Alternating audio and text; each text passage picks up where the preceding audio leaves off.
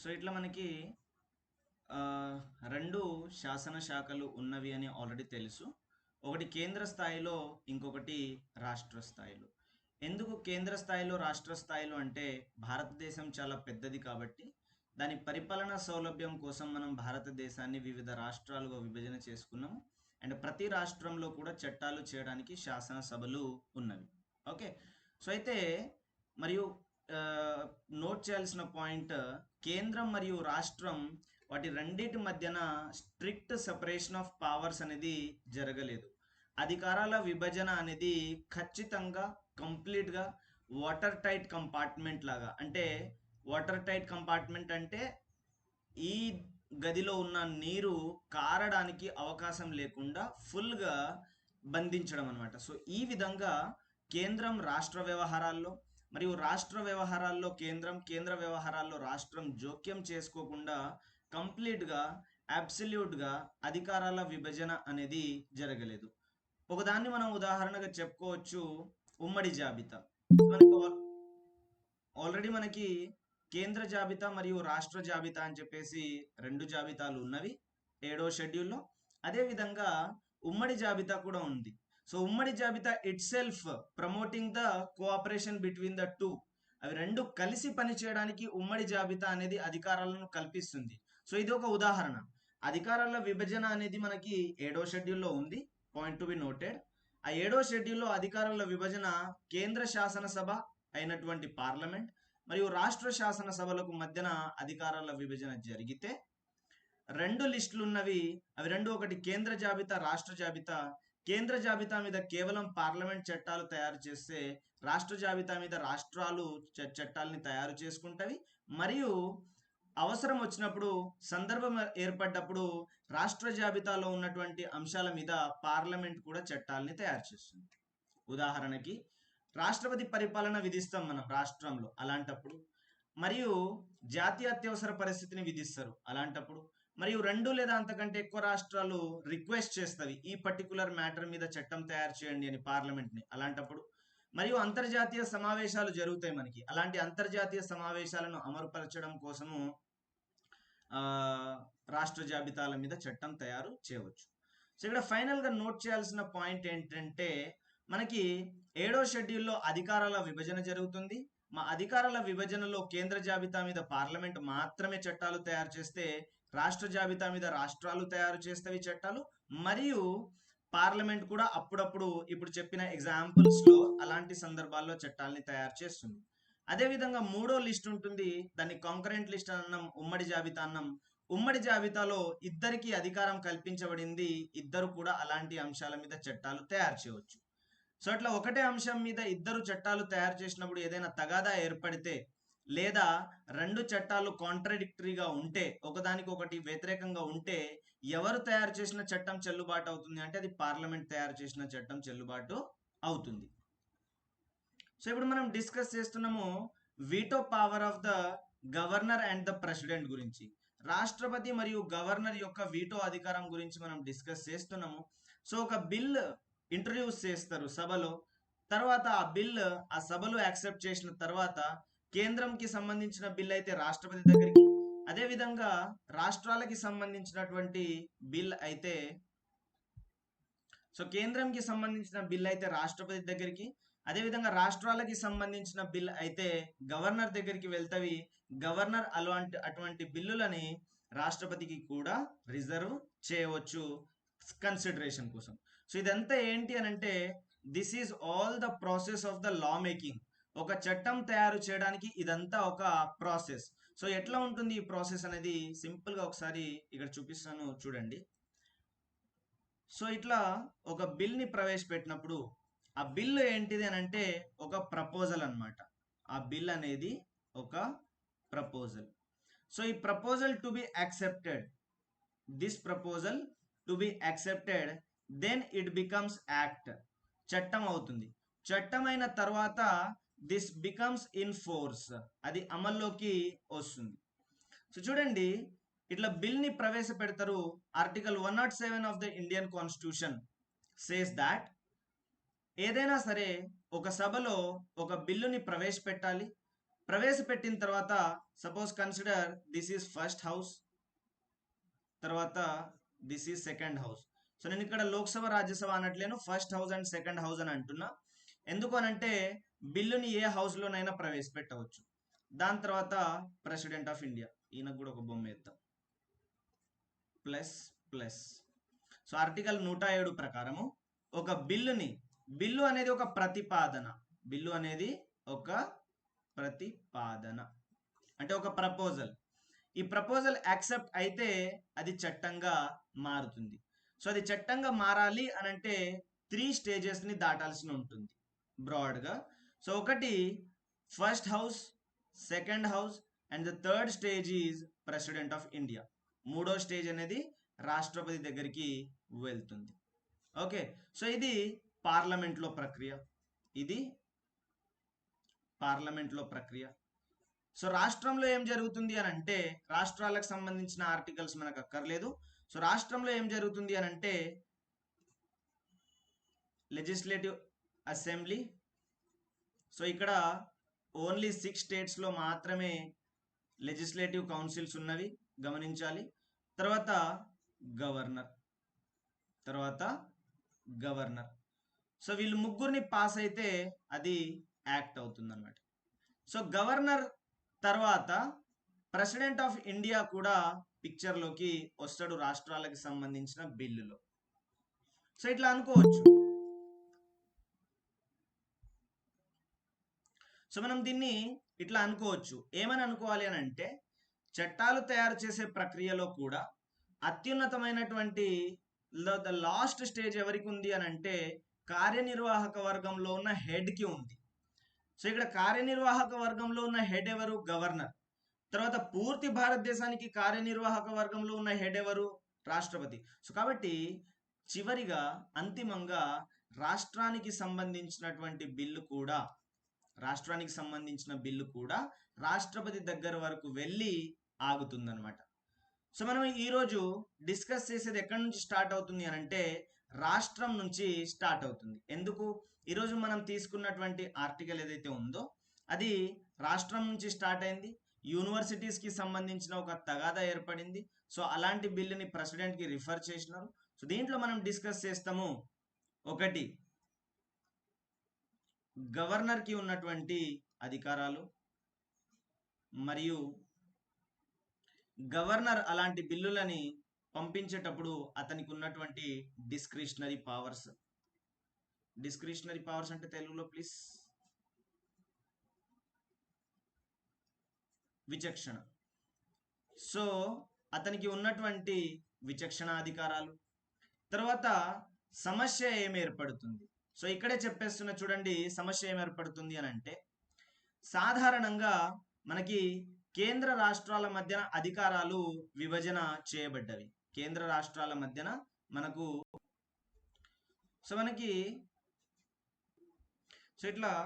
మనకి కేంద్రం మరియు రాష్ట్రాల మధ్యన అధికారాల విభజన జరుగుతుంది. అయితే 1967 వరకు స్టోరీ చాలా బాగుండేదన్నమాట. కేంద్రం మరియు రాష్ట్రాల మధ్యన చాలా మంచి సంబంధం ఉండేది మరియు ఎలాంటి గొడవలకు దారి తీయలేదు. ఎందుకు అనంటే సపోజ్ ఇప్పుడు పరిపాలన అనేది జరుగుతుంది. ఏం జరుగుతుంది? పరిపాలన అనేది జరుగుతుంది భారతదేశంలో. సో పరిపాలన జరుగుతున్నప్పుడు ప్రెసిడెంట్ ఆఫ్ ఇండియా ఉన్నారు మరియు రాష్ట్రపతి ద్వారా ప్రధానమంత్రి మరియు మినిస్టర్స్ అందరూ కలిసి పనిచేస్తారు. ఇది కేంద్ర ప్రభుత్వం లేదా కేంద్ర కార్యనిర్వాహక వర్గం. కేంద్ర కార్యనిర్వహణలో వీళ్ళు క్రూషియల్ అన్నమాట, ప్రధానమంత్రి మరియు మంత్రిమండలి. అదేవిధంగా రాష్ట్రం విషయంకి వస్తే రాష్ట్రం విషయంలో ముఖ్యమంత్రి ఉంటారు, చీఫ్ మినిస్టర్, అండ్ అతనికి సంబంధించినటువంటి మంత్రులందరూ ఉంటారు. ఈ రాష్ట్రానికి ఉన్నటువంటి అధిపతి ఎవరు? హెడ్ అనంటే గవర్నర్. అధిపతి గవర్నర్. సో ఈ గవర్నర్ని రాష్ట్రపతి అపాయింట్ చేస్తున్నాడు. ఇప్పుడు గమనించండి, కేంద్రంలో పరిపాలన నిర్వహిస్తున్నటువంటి ప్రధానమంత్రి బీజేపీ పార్టీకి చెందిన వ్యక్తి. రాష్ట్రంలో పరిపాలన నిర్వహిస్తున్నటువంటి వ్యక్తి కాంగ్రెస్కి సంబంధించిన వాళ్ళు. సో ఇక్కడ రెండు పార్టీలు పరిపాలనని నిర్వహిస్తున్నాయి అన్నమాట. రెండు పార్టీలు పరిపాలనని నిర్వహిస్తున్నాయి. సో వీళ్ళ ఐడియాలజీ డిఫరెంట్ ఉంటుంది. సో ఇప్పుడు న్యూఢిల్లీలో కూర్చొని కేంద్ర పరిపాలన చేస్తున్నటువంటి రాష్ట్రపతి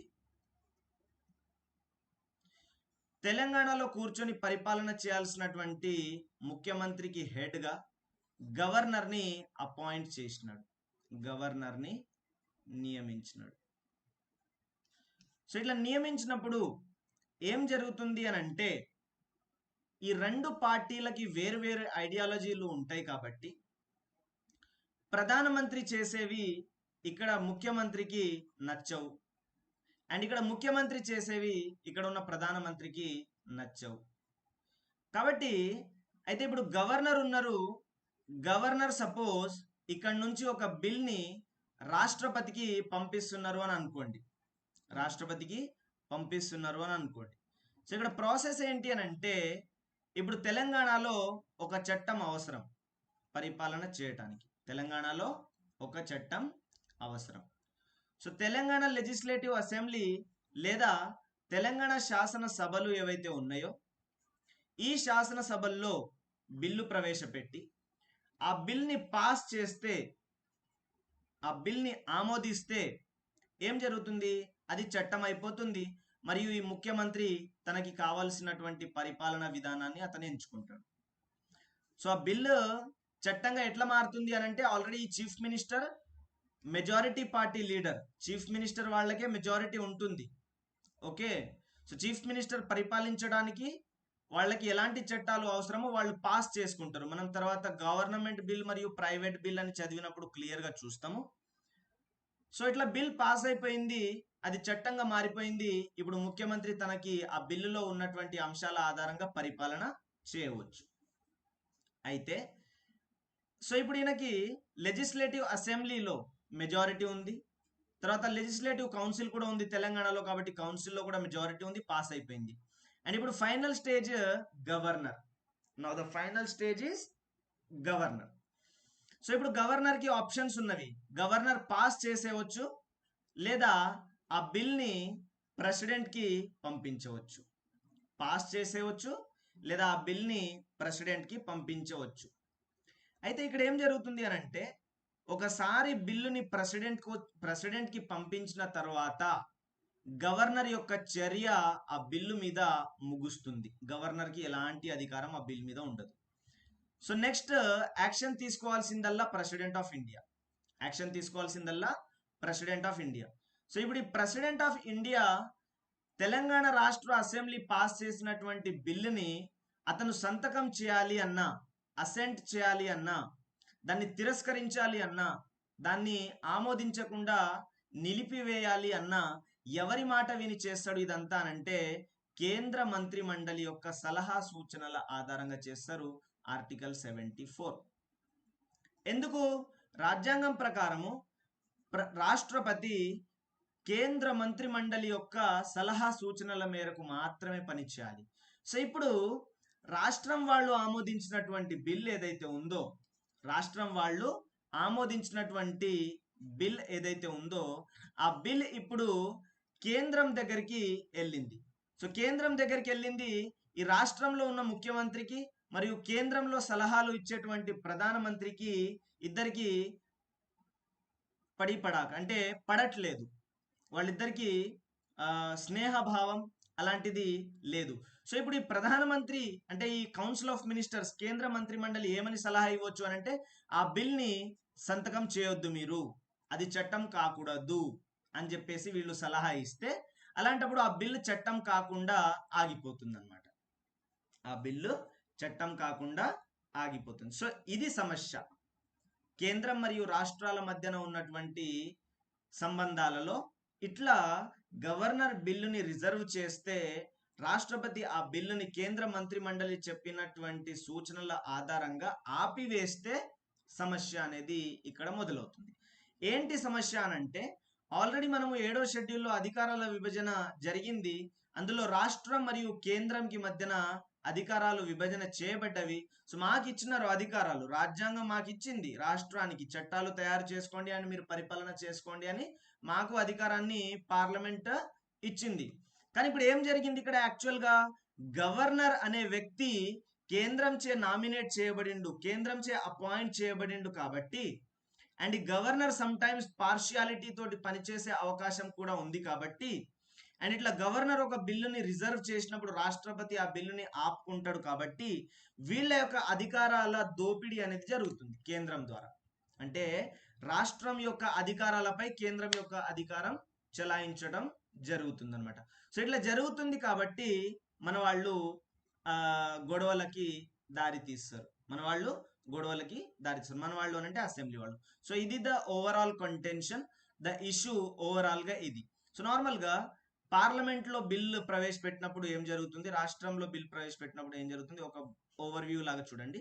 సో పార్లమెంట్ లో బిల్ ప్రవేశపెట్టినారు మరియు రాష్ట్ర శాసనసభలో బిల్ ప్రవేశపెట్టినారు. సో పార్లమెంట్ లో ప్రవేశపెట్టినప్పుడు ఇక్కడ చూడండి, ప్రైవేట్ సభ్యుడు ప్రవేశపెట్టవచ్చు ఆర్ మినిస్టర్ ప్రవేశపెట్టవచ్చు. ఇక్కడ కూడా ప్రైవేట్ సభ్యుడు ప్రవేశపెట్టవచ్చు ఆర్ మినిస్టర్ ప్రవేశపెట్టవచ్చు. సో అట్లా ప్రవేశపెట్టిన బిల్లు మొదటి సభలో ప్రవేశపెడతారు. ఆ మొదటి సభలో పాస్ అయిపోయిన తర్వాత రెండో సభలో పాస్ అయిపోయిన తర్వాత రాష్ట్రపతి దగ్గరికి ఆ బిల్లు వెళ్తుంది అనమాట. సో ఇట్లా రాష్ట్రపతి దగ్గరికి ఆ బిల్లు వెళ్ళినప్పుడు రాష్ట్రపతికి ఉన్నటువంటి ఆల్టర్నేటివ్స్, ఒకటి ఆ బిల్లుని ఆమోదించటం, కేర్ఫుల్గా వినాలి, ఆ బిల్లుని ఆమోదించటం. రెండు, ఆ బిల్లుని నిలిపివేయటం, నిలిపివేయటం లేదా తిరస్కరించటం. అండ్ ఆ బిల్లుని పునఃపరిశీలన కోసం పంపించడం.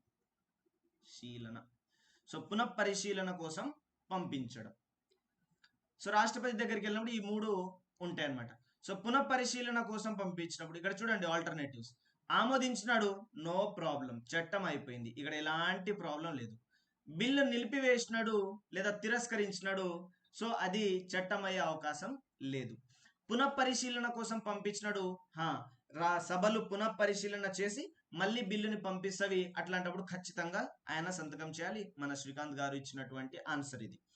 ఇది పార్లమెంట్లో చట్టం తయారు చేసే ప్రక్రియ. మరియు ఇంకా చాలా ఉన్నాయి. ఇక్కడ ఫస్ట్ సభలో రీడింగ్స్ ఉంటాయి, సెకండ్ సభలో రీడింగ్స్ ఉంటాయి.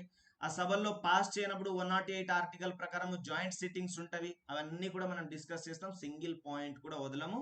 The only thing we demand from you as well as a request, classes miss కావద్దు. ఎందుకనంటే ఒక క్లాస్ది ఇంకో క్లాస్కి 100% లింక్ ఉంటుంది కాబట్టి I demand the simultaneous or the timely attendance of every aspirant in the class.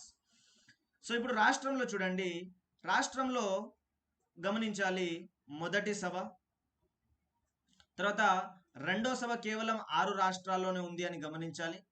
Pass చేసిన తర్వాత గవర్నర్ దగ్గరికి వెళ్తుంది. పాస్ చేసిన తర్వాత గవర్నర్ దగ్గరికి వెళ్తుంది. సో గవర్నర్ దగ్గరికి వెళ్ళినప్పుడు ఈయనకున్నటువంటి అవకాశాలు, ఒకటి ఆమోదించటం, దీంట్లో నాకు డిఫరెన్స్ చెప్పాలి, ఆమోదించడం లేదా నిలిపివేయటం, థర్డ్ పునఃపరిశీలనకి పంపించడం, అండ్ ఫోర్త్ రాష్ట్రపతి ఆమోదం కోసం రాష్ట్రపతికి సేవ్ చేయడం ఆర్ రిజర్వ్ చేయడం. సో ఇప్పుడు మన రాష్ట్రపతికి ఉన్నటువంటి ఆల్టర్నేటివ్స్ అండ్ గవర్నర్ కి ఉన్న ఆల్టర్నేటివ్స్ లో ఒక డిఫరెన్స్ వచ్చింది. ఏంటది?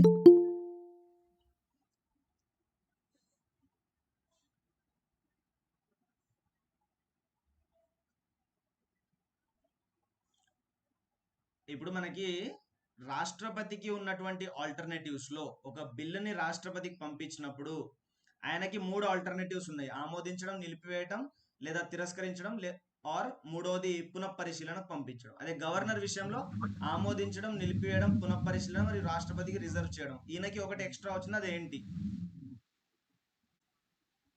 రాష్ట్రపతికి రిజర్వ్ చేయడం. సారీ,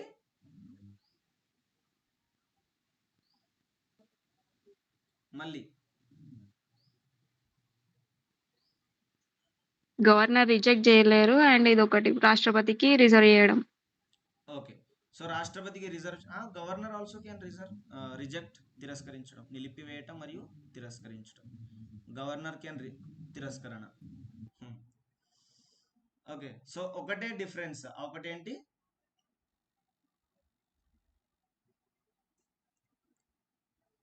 ఒకటి ప్రెసిడెంట్ కి రిజర్వ్ చేయడం. సో ఇది ఆర్టికల్ 201 ప్రకారము ప్రెసిడెంట్ కి రిజర్వ్ చేస్తారు. సో నార్మల్ గా రాష్ట్ర శాసనసభలు ప్రవేశపెట్టిన బిల్లులు ఆర్టికల్ 200 ప్రకారం గవర్నర్ కి పంపిస్తారు. సో గవర్నర్ కి పంపించినప్పుడు ఈ 201 ప్రకారం రాష్ట్రపతికి రిజర్వ్ చేస్తాడు. ఇది ఒకటి ఎక్స్ట్రా అధికారం. ఇదైతేనేమో ప్రెసిడెంట్ ఆఫ్ ఇండియాకి ఆర్టికల్ 111 ప్రకారం, ఆర్టికల్ 111 ప్రకారము రాష్ట్రపతికి కేంద్రం యొక్క బిల్లు ప్రవేశపెట్టబడుతుంది. ఒకవేళ రాష్ట్రం యొక్క బిల్లు ఏ ఆర్టికల్ ప్రకారం ప్రవేశపెట్టబడుతుంది రాష్ట్రపతికి అంటే ఏం చెప్తారు?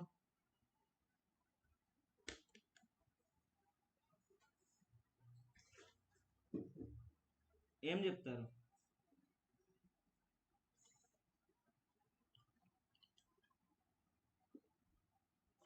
ఏ ఆర్టికల్ ప్రకారము రాష్ట్రపతికి రాష్ట్రం యొక్క బిల్ రిజర్వ్ చేయబడుతుంది?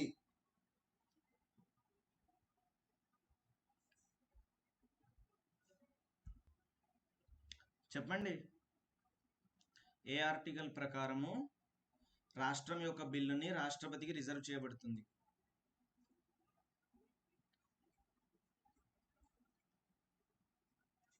ఏమైంది, కన్ఫ్యూజ్ అవుతారా? చెప్పినా అది ఇక్కడ ఆర్టికల్ 201 అని చెప్పేసి.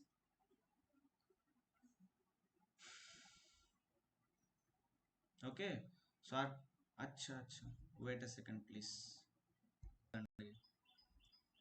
సరే, ఎనీహౌ 201 ప్రకారము రాష్ట్రపతికి పంపిస్తారు. సో రాష్ట్రపతికి పంపించినప్పుడు రాష్ట్రపతికి ఉండేటువంటి ఆల్టర్నేటివ్స్ ఏంటి? ఈయనకి సేమ్ ఆల్టర్నేటివ్స్ ఉంటాయి అన్నమాట. 1, 2 and 3. కేంద్రం బిల్లుకు ఉన్నటువంటి ఆల్టర్నేటివ్స్ ఇక్కడ ఉంటాయి. ఒకటి ఆమోదించటం, లేదా తిరస్కరించడం, లేదా నిలిపివేయడం,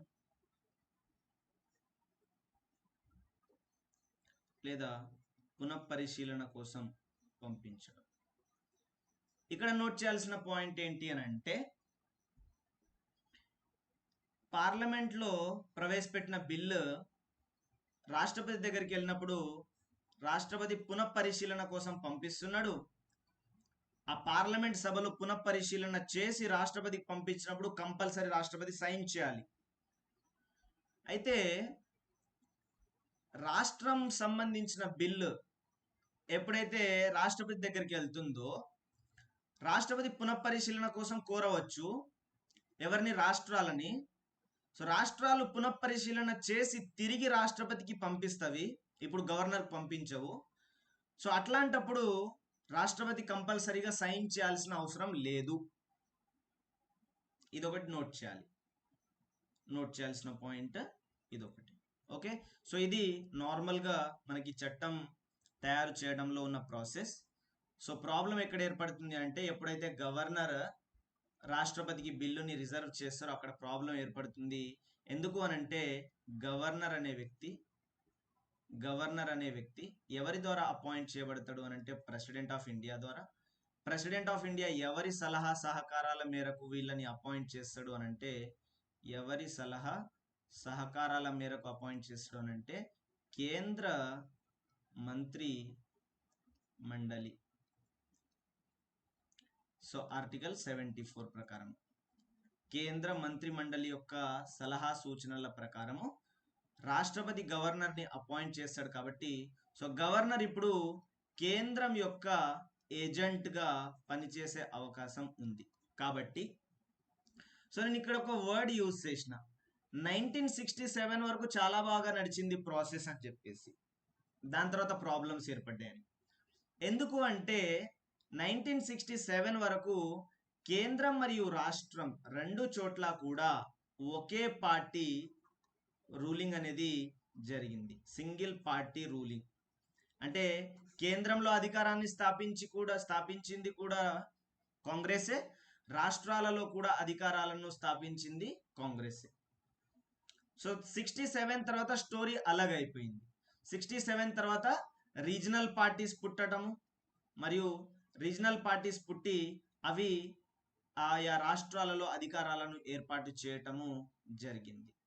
సో ఇట్లా ఇప్పుడు కేంద్రంలో బీజేపీ రూల్ చేస్తుంది అండ్ వివిధ రాష్ట్రాల్లో నాన్ బీజేపీ గవర్నమెంట్స్ రూల్ చేస్తుంది. సో అట్లా రూల్ చేసినప్పుడు తగాదా ఏర్పడటానికి అవకాశం ఉంది. సో ఈ సందర్భంలో మనం తీసుకున్నది కేరళ అసెంబ్లీ పాస్ చేసిన బిల్లు రాష్ట్రపతి ద్రౌపది ముర్ము ఎవరైతే ఉన్నారో ఆమె ఆమోదాన్ని నిలిపివేసిందనమాట.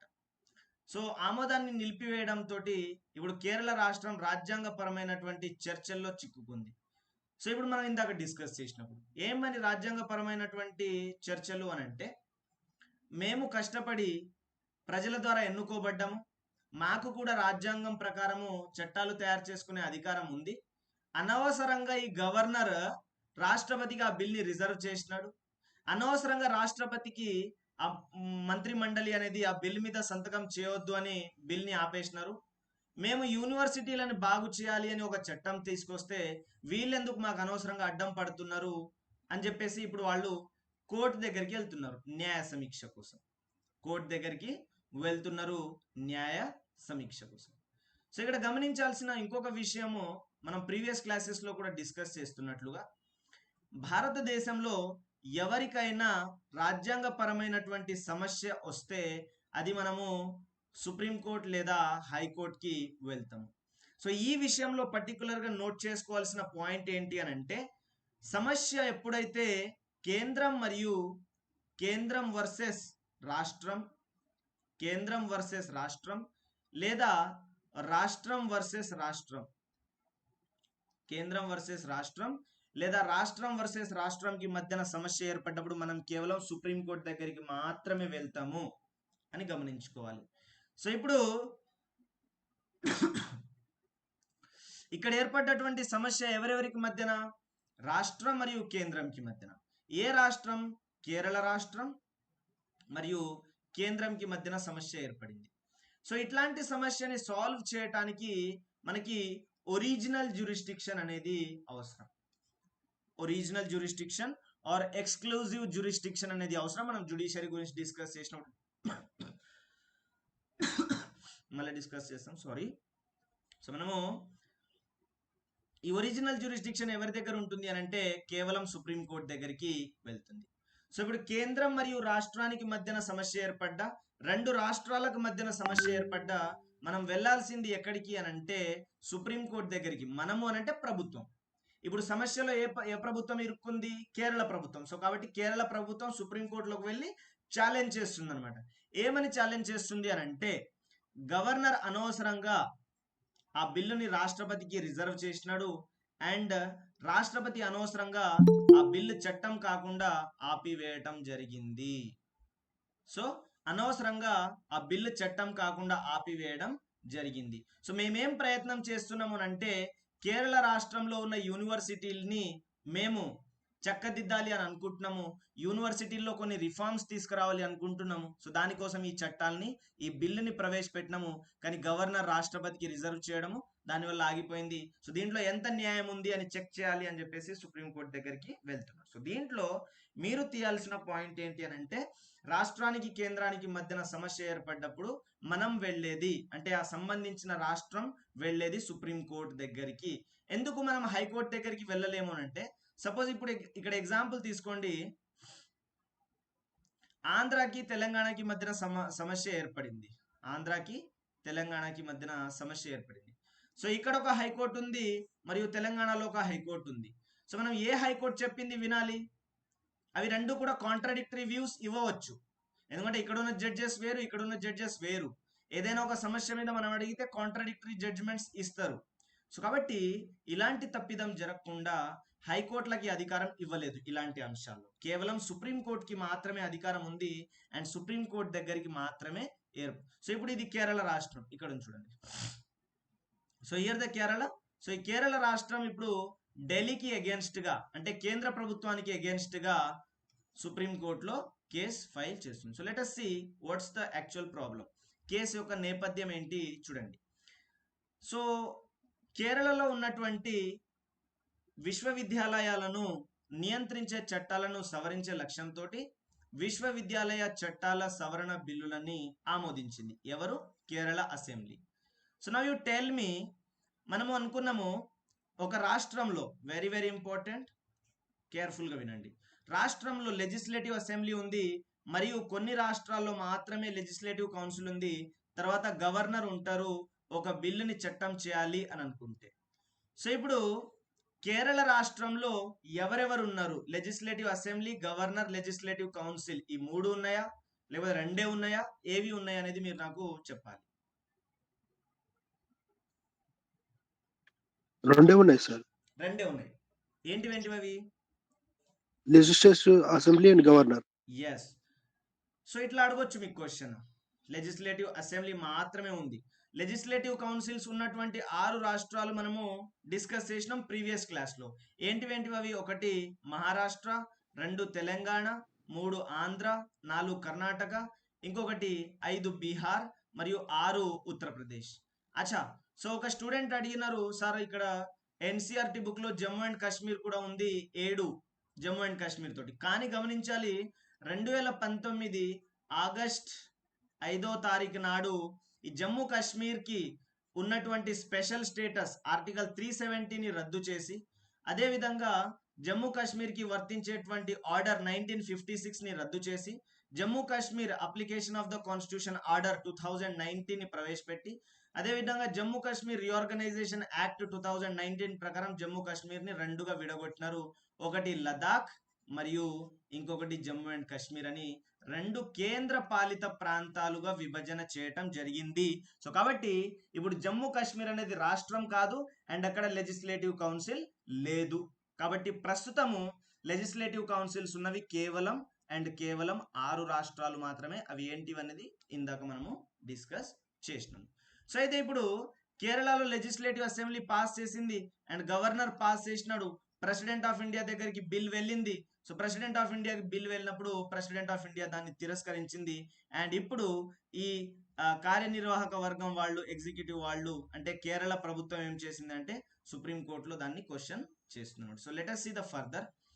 సో వైస్ ఛాన్సలర్లను నియమించే అధికారాన్ని ప్రభుత్వాలకి బదిలీ చేస్తుంది. ఇది ఇంపార్టెంట్. సో ఈ బిల్ యొక్క ప్రాముఖ్యత ఏంటి అని అంటే, వైస్ ఛాన్సలర్లని అపాయింట్ చేసే అధికారము ప్రభుత్వానికి బదిలీ చేస్తూ రాష్ట్ర విశ్వవిద్యాలయాలలో గవర్నర్ యొక్క పర్యవేక్షణ మరియు నియామక పాత్రను తొలగిస్తూ ఈ బిల్లులు ప్రయత్నం చేసిందనమాట.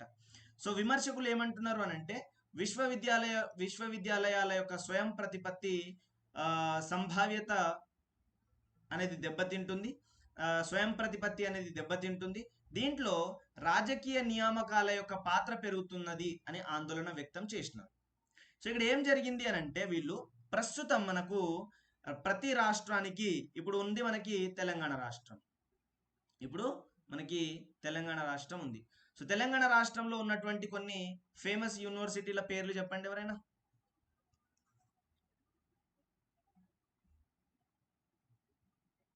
Osmania university, OU, Palamuru, MGU, Satavahana university, Kakatiya university,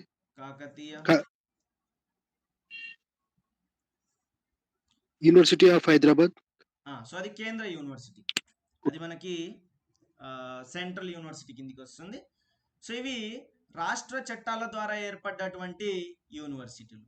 ఇవి రాష్ట్ర చట్టాల ద్వారా ఏర్పడ్డటువంటి యూనివర్సిటీలు. మీకు ఐడియా ఉండొచ్చు, తెలంగాణ మూవ్మెంట్ చదివిన వాళ్ళకి తెలిసి ఉండొచ్చు. 1976లో 6 సూత్రాల పథకం యొక్క ఫలితంగా 32వ రాజ్యాంగ సవరణ కారణంగా హైదరాబాద్ సెంట్రల్ యూనివర్సిటీ కేంద్ర చట్టం ద్వారా ఏర్పడింది. సో రాష్ట్ర చట్టాల ద్వారా ఏర్పడ్డటువంటి యూనివర్సిటీలు ఇవి. సో ఈ అన్ని యూనివర్సిటీలకి ఛాన్సలర్గా దీన్ని కులపతి అని అంటాం. కులపతి అని చెప్పేసి అంటాం. సో కులపతిగా ఎవరు ఉంటారు అని అంటే రాష్ట్ర గవర్నర్ ఉంటారు. Important to note that. So the కులపతిగా ఛాన్సలర్గా ఎవరు ఉంటారు అని అంటే గవర్నర్గా ఉంటారు. సో ప్రతి ఒక్క యూనివర్సిటీకి ఒక వైస్ ఛాన్సలర్ ఉంటారు, వీసీ. ప్రతి ఒక్క యూనివర్సిటీకి ఒక వీసీ ఉంటారు, వైస్ ఛాన్సలర్, ఉపకులపతి. సో ఈ ఉపకులపతిని ఎవరు అపాయింట్ చేస్తున్నారు అని అంటే కులపతి అపాయింట్ చేస్తున్నారు. So the VCs are appointed by the chancellors. అన్ని రాష్ట్రాల్లో అదే స్టోరీ. సో ఇప్పుడు కేరళ రాష్ట్రం ఏం చేసింది అని అంటే గవర్నర్ని ఛాన్సలర్ బాధ్యత నుంచి తీసేయాలి. గవర్నర్ని ఛాన్సలర్ బాధ్యత నుంచి తీసేయాలి అండ్ ఆ వైస్ ఛాన్సలర్స్ ని అపాయింట్ చేసే బాధ్యతల నుంచి తీసేయాలి అని చట్టం తీసుకొచ్చినారు అనమాట. వైస్ ఛాన్సలర్లని అపాయింట్ చేసే బాధ్యతల్ని తీసేయాలి అని చెప్పేసి అన్నారు. సో మరి ఎవరు అపాయింట్ చేయాలంట? ప్రభుత్వం అపాయింట్ చేయాలి. ఎవరు అపాయింట్ చేయాలంట? ప్రభుత్వం అపాయింట్ చేయాలి. సో ఇక్కడ ప్రభుత్వం అంటే ఏంటి? ముఖ్యమంత్రి మరియు మంత్రుల యొక్క మండలిని కలిపి మనం ప్రభుత్వం అని చెప్పేసి అంటున్నాం. అందుకే నిన్న 5వ పార్ట్ చదివినప్పుడు కేంద్ర ప్రభుత్వం అని అన్నారు ఒకళ్ళు, అందుకే కేంద్ర ప్రభుత్వం కాదు అది కేంద్రం అని చెప్పిన. 6వ పార్ట్ చదివినప్పుడు రాష్ట్ర ప్రభుత్వం అంటే రాష్ట్ర ప్రభుత్వం కాదు రాష్ట్రాలు అని చెప్పిన. సో ప్రతి వర్డ్ కూడా దాని యొక్క యాక్చువల్ మీనింగ్ ఉంటుంది. సో ఇప్పుడు ఏం జరుగుతుందంట, ఈ ఛాన్సలర్ని యూనివర్సిటీ పర్యవేక్షణ అధికారాలని తీసేసి యూనివర్సిటీ వైస్ ఛాన్సలర్లని అపాయింట్ చేసే అధికారాన్ని తీసేస్తే ఆ అధికారం ఎవరికి వెళ్తుంది? ముఖ్యమంత్రి చేతిలోకి వెళ్తుంది. సో ప్రభుత్వం అంటే అతను మరియు అతని యొక్క మంత్రి మండలి కాబట్టి, ఆర్ లెట్స్ సే సింపుల్ గా క్యాబినెట్ అని అనుకుందాం. ఓకే, సో క్యాబినెట్ అని అనుకుందాం. అయితే గుర్తుపెట్టుకోవాలి, రాజకీయ ఇంటర్ఫియరెన్స్ అనేది జరుగుతుంది అని అప్రహెన్షన్స్. ఆందోళన ఏంటి అని అంటే రాజకీయాల యొక్క ఇంటర్ఫియరెన్స్ జరుగుతుంది అని చెప్పేసి ఆందోళన. ఎందుకు? ఇప్పుడు ముఖ్యమంత్రి ఉన్నారు, ఆయనకు పార్టీ కార్యకర్తలు ఉంటారు, చాలా మంది ఉంటారు. సో వాళ్ళని వీసీస్ గా అపాయింట్ చేసుకోవచ్చు. సో వీసీసే వాళ్ళ అయినప్పుడు అసిస్టెంట్ ప్రొఫెసర్స్, అసోసియేట్ ప్రొఫెసర్లని వాళ్ళు అపాయింట్ చేసుకోవడం అలాంటిది జరుగుతుంది. సో ఇక్కడ గవర్నర్ కొద్ది గొప్ప నిష్పక్షపాతంతో పనిచేసే అధికారం ఉంది రాష్ట్రాలలో. ఎందుకు అనంటే ఆయన కేంద్రం ద్వారా అపాయింట్ చేయబడ్డవాడు మరియు రాష్ట్రంలో రాజ్యాంగం యొక్క మెషనరీ కాపాడాల్సిన బాధ్యత కలవాడు గవర్నర్. కాబట్టి రాష్ట్రంలో రాజ్యాంగం యొక్క మెషనరీ కూలిపోతే ఇన్ కేస్ రాష్ట్రపతికి రిపోర్ట్ చేయాల్సిన బాధ్యత కూడా గవర్నర్కి ఉంది. కాబట్టి సంహౌ రాష్ట్రపతికి ఏజెంట్ గా మరియు కేంద్ర ప్రభుత్వానికి ఏజెంట్ గా, అదే విధంగా రాజ్యాంగబద్ధ అధిపతిగా ఎవరు? గవర్నర్ నిష్పక్షపాతంగా ఇంపార్షియల్ గా పనిచేసేటువంటి అవకాశం మనకు కనిపిస్తుంది. సో అందుకే ఈ బిల్ ని గవర్నర్ ఏం చేసినాడు, ఇప్పుడు ఇతని చేతిలో ఉన్న అచ్చా కేరళ ప్రభుత్వం పాస్ చేస్తే నేను దాన్ని ఆమోదిస్తే ఇన్ని యూనివర్సిటీలకి నేను ఛాన్సలర్ గా ఉండే అవకాశాన్ని కోల్పోవాలా? Why do I do that? So నేను యూనివర్సిటీకి వెళ్తే నాకు గౌరవం, మర్యాద చాలా యూనివర్సిటీల్లో, ఎందుకంటే పెద్ద పెద్ద educated people and all the people ఉంటారు కాబట్టి నాకు మర్యాద, గౌరవం, అదొక నాకు privilege. Why do I do that? So దీంట్లో something to be considered by the president అని ప్రెసిడెంట్కి ఇచ్చినారు. ఇష్యూ అంతా గుర్తుపెట్టుకోవాల్సిన అవసరం లేదు, మళ్ళీ లాస్ట్కి చెప్తానే నేను గుర్తుపెట్టుకోవాలా. సో దీంట్లో దెన్ ద బిల్ గోస్. తర్వాత విశ్వవిద్యాలయాలకు సంబంధించి గవర్నర్ మరియు రాష్ట్రపతికి ఉన్నటువంటి అధికారాలు చూడండి. రాష్ట్ర విశ్వవిద్యాలయాలకు సంబంధించి గవర్నర్ మంత్రిమండలి సహాయం మరియు సలహాతోటి పనిచేస్తారు, కానీ స్వతంత్రంగా ఛాన్సలర్ గా వ్యవహరిస్తారు అనమాట. నార్మల్గా మనకి ఇంతకుముందు ఎప్పుడైతే మనము ప్రెసిడెంట్ ఆఫ్ ఇండియా గురించి డిస్కస్ చేస్తామో, ఈయన ఆర్టికల్ 74 ప్రకారము ప్రధానమంత్రి మరియు మంత్రిమండలి యొక్క సలహా సహకారాల మేరకు పనిచేస్తాడు. అదేవిధంగా governor of the state article 163 ప్రకారము ముఖ్యమంత్రి మరియు మంత్రిమండలి యొక్క సలహా సహకారం తోటి పనిచేస్తారు. బట్ ఎప్పుడైతే ఈయన యూనివర్సిటీకి ఛాన్సలర్గా వ్యవహరిస్తాడో, ఛాన్సలర్గా వ్యవహరించినప్పుడు ఇతను స్వతంత్రంగా వ్యవహరిస్తున్నాడు అనమాట. అందుకే కదా, సో ఇప్పుడు చీఫ్ మినిస్టర్ చెప్పింది ఈయన వినడు, అందుకే ఈయన అధికారాలను తీసేసి మేమే అధికారం తీసుకుంటామని ప్రవేశపెట్టడం జరిగింది. అది ఒక point to be noted.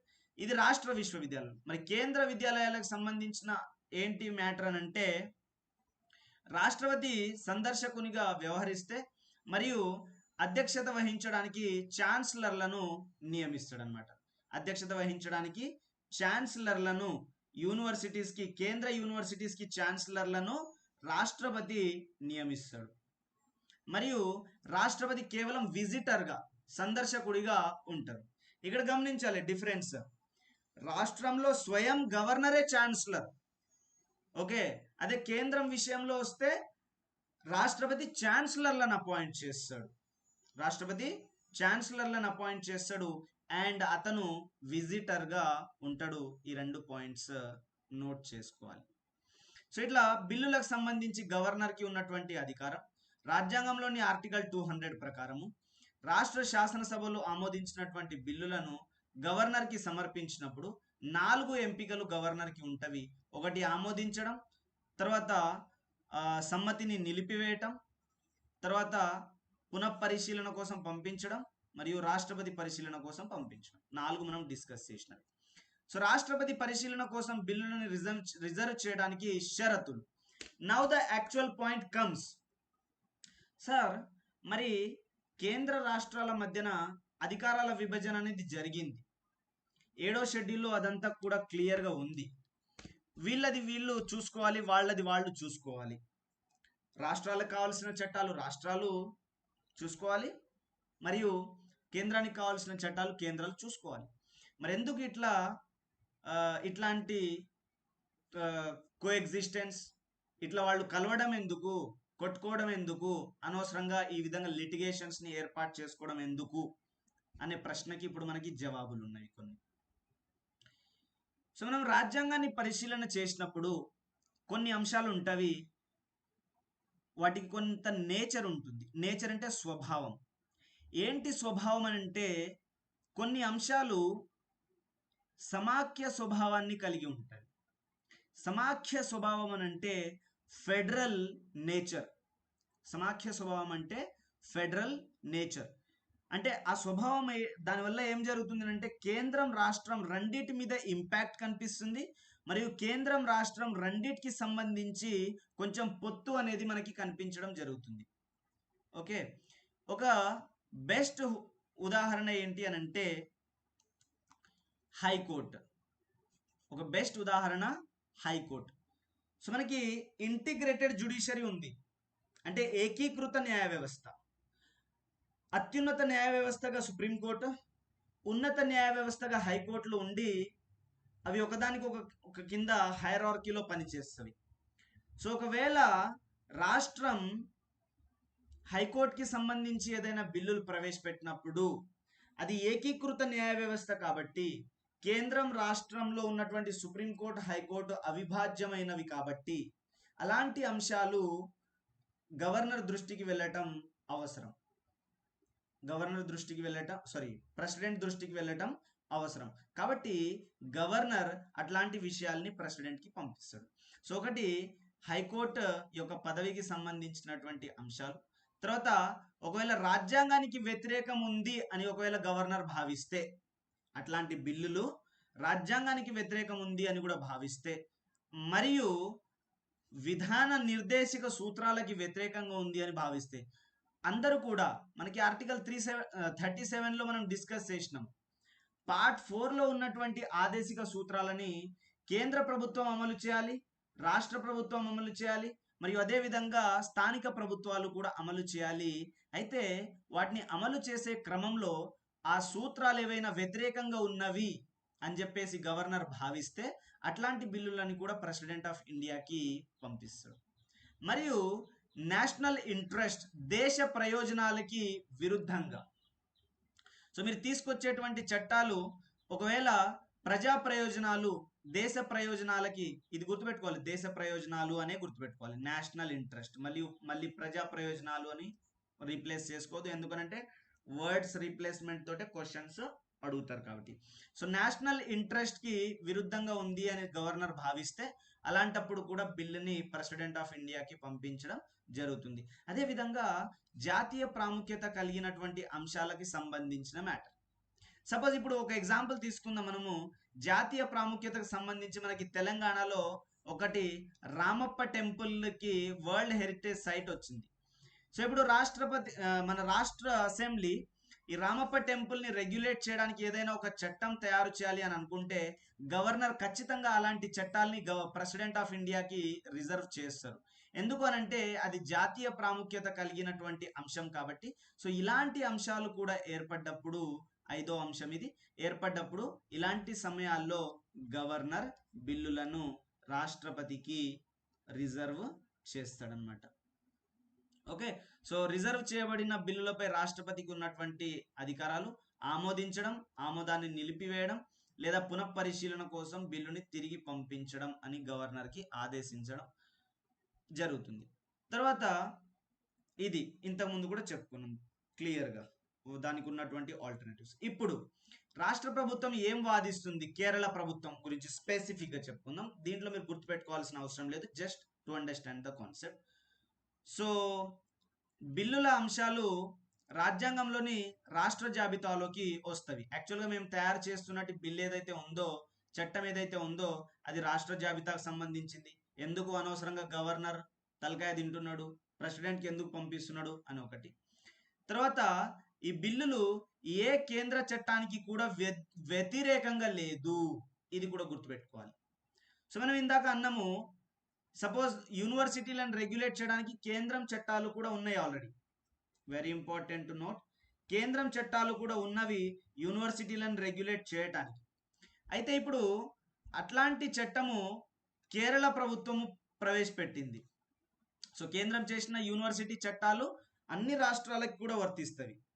So ఇక్కడ కేరళ ప్రభుత్వం ఏం చేసింది అని అంటే చట్టాన్ని ప్రవేశపెట్టడానికి, అంటే ఒక చట్టం తయారు చేయడానికి బిల్ని ప్రవేశపెట్టింది.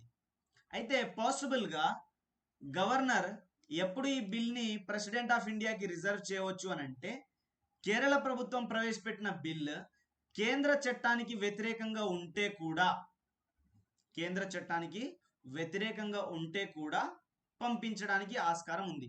కానీ మేము చేసిన బిల్లు ఏ కేంద్ర చట్టానికి కూడా వ్యతిరేకంగా లేదు.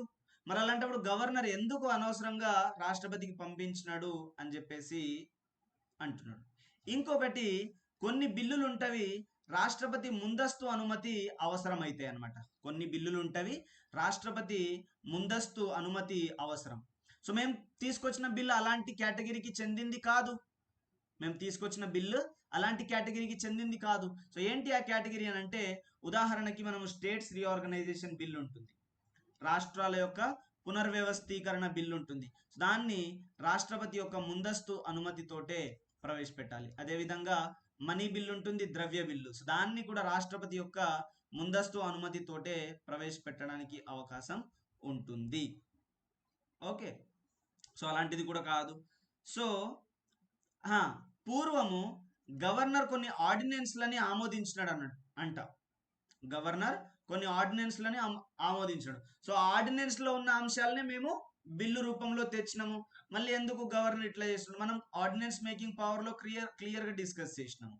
ఆర్డినెన్స్ మేకింగ్ పవర్లో ఒకసారి సమావేశంలో లేనప్పుడు ఒక ఆర్డినెన్స్ని తయారు చేస్తే, ఆ ఆర్డినెన్స్ సభలు సమావేశమైన తర్వాత 6 వీక్లో ముగుస్తవి. ఒకవేళ వాటిని సభలు ఆమోదిస్తే అవి చట్టాలుగా మారుతవి. అని చెప్పేసి మనం డిస్కస్ చేసినాం. సో ఆల్రెడీ ఇవి ఆర్డినెన్స్లో ఉన్న అంశాలే అంట అవి. సో అట్లాంటి అంశాలు మేము పాస్ చేసినాము. మరి ఇప్పుడు ఎందుకు గవర్నర్ దీన్ని ఆమోదించట్లేడు అని చెప్పేసి వాళ్ళు క్వశ్చన్ చేస్తున్నారు.